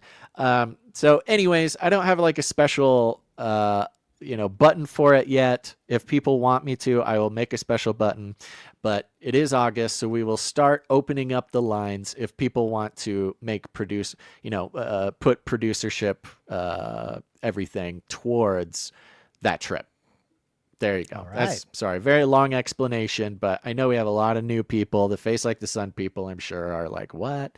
Well, they got really upset last time when we they're furious. Got some intel about some stuff, and we didn't say the company outright in the open, immediately, and people were very upset about that. But I think that all worked out, by the way. It worked out exactly how it was supposed to. We had some very important intel that we got from something that happened at Burning Man, and it just wasn't. We just had to keep it close to the chest. And it actually became very important that we did not expose ourselves with that. But just another example of the types of crazy things that God does there. And if you still don't know and you're like, I don't know, that's whack, please go listen to our other work. Okay, go to Canary Cry Burning. Why do I keep saying that? BurningManResearch.com. We have links to everything there. You can also find all those episodes on your podcast player if you want to search for them there. Very good. All right. So if you want to produce to it, just send a note. Say this is for Burning Man Research for now. Sounds good. All right. Anything else, Gons? You good? I think that's it. What do we got going on later this week? We'll be back on on Wednesday, which is 33rd President drops first atomic bomb day. Oh, good. Whoop-de-doody. That sounds like a fun time. It's very exciting. Yeah. Well, let me Good thank some of our producers who help us out with their time. Namely, Gons, the Time Stamper. Time stamp, it's hard work. Time stamp. Boom. Time stampers that come in, they time stamp the show. They're very faithful. We love them very much. Are we thinking any individual time stamper today, Gons? I don't see anybody who did timestamps for us for episode 863. So it was either Jade Bouncerson or Morgan E. Thank you very much. Yes. I hear you. I'm sure they're catching up. I'm sure they'll catch up and get there. Fun enough, Caleb says, this might be fun. Maybe we should start a mini red book for Burning Man. This could be real fun. So Caleb says... The burning book. The burn book. The burn book. This year, there will be an earthquake that splits the playa at Burning Man. That's my prediction. That's okay. Well, hopefully the earth doesn't swallow Basil. No, I would be spared, of course. The Lord always spares his man on the inside. Okay, Caleb. Caleb called it here. It's on record. If the earthquake splits the playa, I'll get a picture and Caleb will win a prize. Let's see here. Some other comments. Heard from Derek Gilbert's end of the latest Iron and Myth show that he has donated his library building to his town after a disaster. Parenthetical Carl Tygrib. Okay. I don't know if I understand that, but there you go. Both Derek and Carl, good friends of ours. And I hope that that's a good thing and not a bad thing. Yep. Okay. Who's next? We want to thank Jam. Jam is really sending over. I am trying my best to put together a thing about the Brazil tariff war right now. It is pretty intense, but thanks for keeping that coming, Jam. I promise I'm gonna condense this in a way. I could do 3 episodes on just what Jam has sent over about that so far. Crazy. So I'm now trying to pare it down. But Jam is also heads up the Telegram channel if you're a Telegram person. We also have Adam42 who heads up the Discord. If you're a Telegram or a Discord person, you can join both of those by going to canarycry.party. You'll find the links there, the invite links. Thank you to Joe for the feedback. Thank you to Clank for everything you're doing, Clank. And other than that, share the show, folks. Take the survey, share the show. Those are the things. You get to pick one, do both. I don't know. Do it. Just do it. Take the show, take the show, share the survey. Share the survey, take the show, do the thing, okay? Seriously, take the survey. I can't even find the survey button. There it is. Do that. And then share the show. Or don't share the show. You can share it or don't share it. But I recommend you share it, but only if the person is spiritually capable of understanding the breadth and width of the revelations that are being made here on this show. It's not for everyone, but it is for everyone, if you know what I mean. So go ahead, share the show. I promise you won't regret sharing it unless you do share it and you don't want to share it, but do share the show. Shill it out, baby. We call it rattling cages. All you got to do is walk right up to him, grab him by the cage, and then you shake it. The end of the world occurred pretty much as we had predicted. I want to shake things up, stir up some controversy, rattle a few cages. Hey, stop that! Don't ever silence me. I'm the last angry man, a crusader for the little guy. Leave the bird alone. Never. Rattle a few cages. Rattle a few cages. The human race will have every opportunity to improve. And if they don't? Ask Noah. That's right. Just ask Noah. Guns, you got any last words? I'm trying to get this music to start. Why isn't it starting? There it is. It was turned all the way down. Huh. Oh my gosh, that's crazy, dude. Little gremlins on the jingle board. The Jingle Maker Nader is the name of this jingle board. And so you can yell at it if it fails. Nothing else, really. Thank you, everyone, for being here. Appreciate you all. God bless you all. And we'll see you Wednesday. I might do something tomorrow on Tuesday. We'll see. Yeah, you should. Got a lot of stuff going on tomorrow, but give the people what they want. Give the face like the sun people what they came for, guys. Yeah. All right. I'll talk about Satan. I'll do it. All right, everybody. Thanks for tuning in to this episode of Canary Cry News Talk. Make sure to tune in next time. But until then, think outside the cage. Do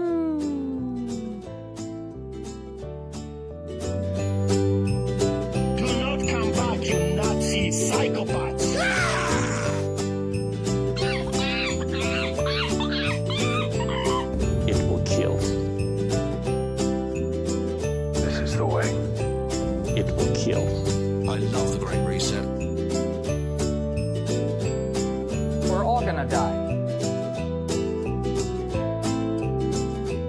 They love killing. Toilets! Toilets! Toilets! Remember, reality is an illusion. The universe is a hologram. Buy gold. Buy!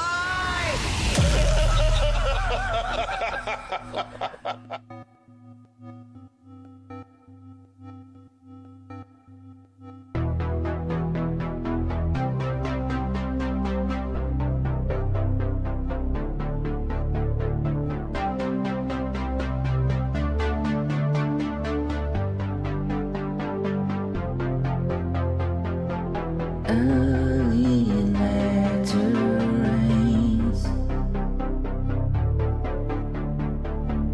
This is the patience of the saints. He that leadeth into captivity shall go into. He that killeth with the sword must be killed with a sword.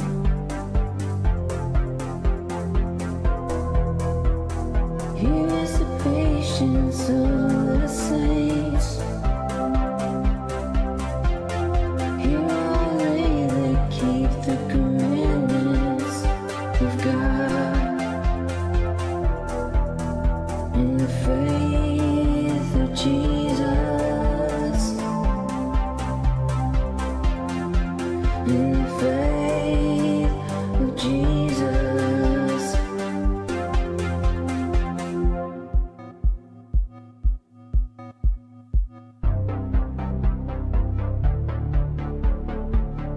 We count them happy which endure. You have heard of the patience of Job and have seen the end of the Lord, that the Lord is very pitiful in the tender mercy.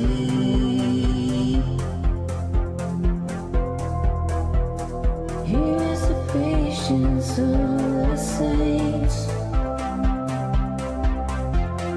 Here are they that keep the commandments of God. In the faith of Jesus. In the faith of Jesus.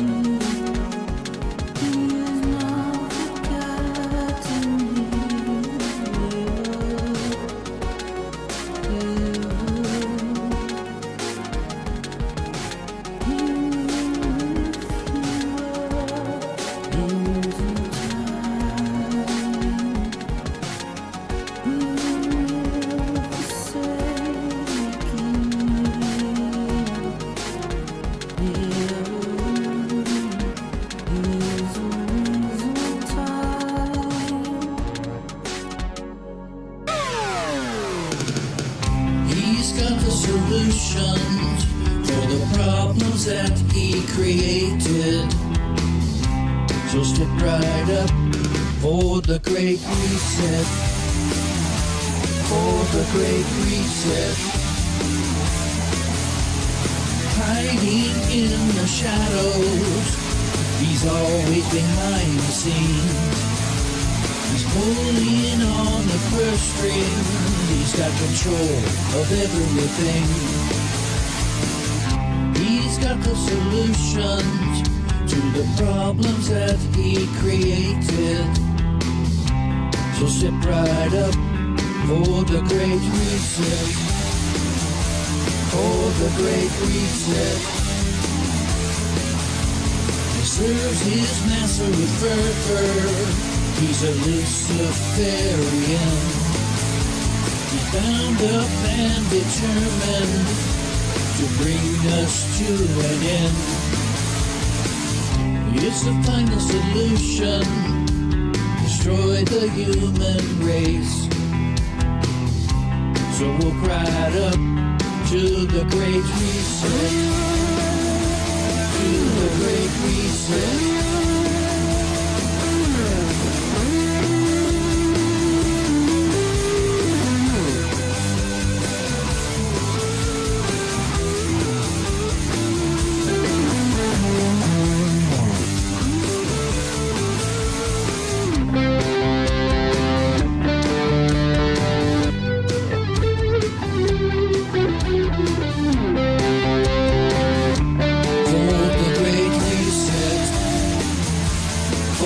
Great Reset.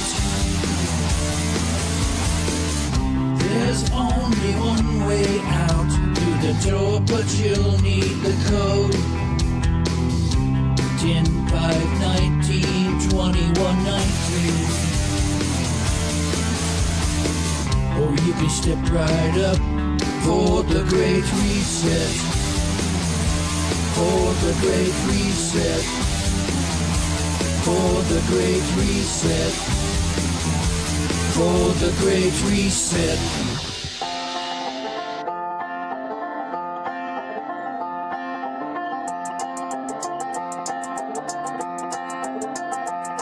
When the news of the day gets to feeling like a maze, it's okay, don't be afraid if you don't know what to say. Canary, cry waits.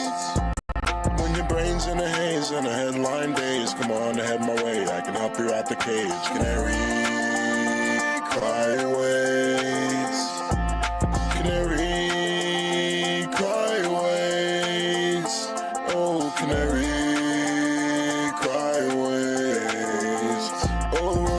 Every day, each and every way you turn, there's another thing to learn. Reading in between the lines, thanking Jesus for our lives, and nice to see his glory shining like the sun. Run the race until it's done. Come on, everyone. Canary, cry ways.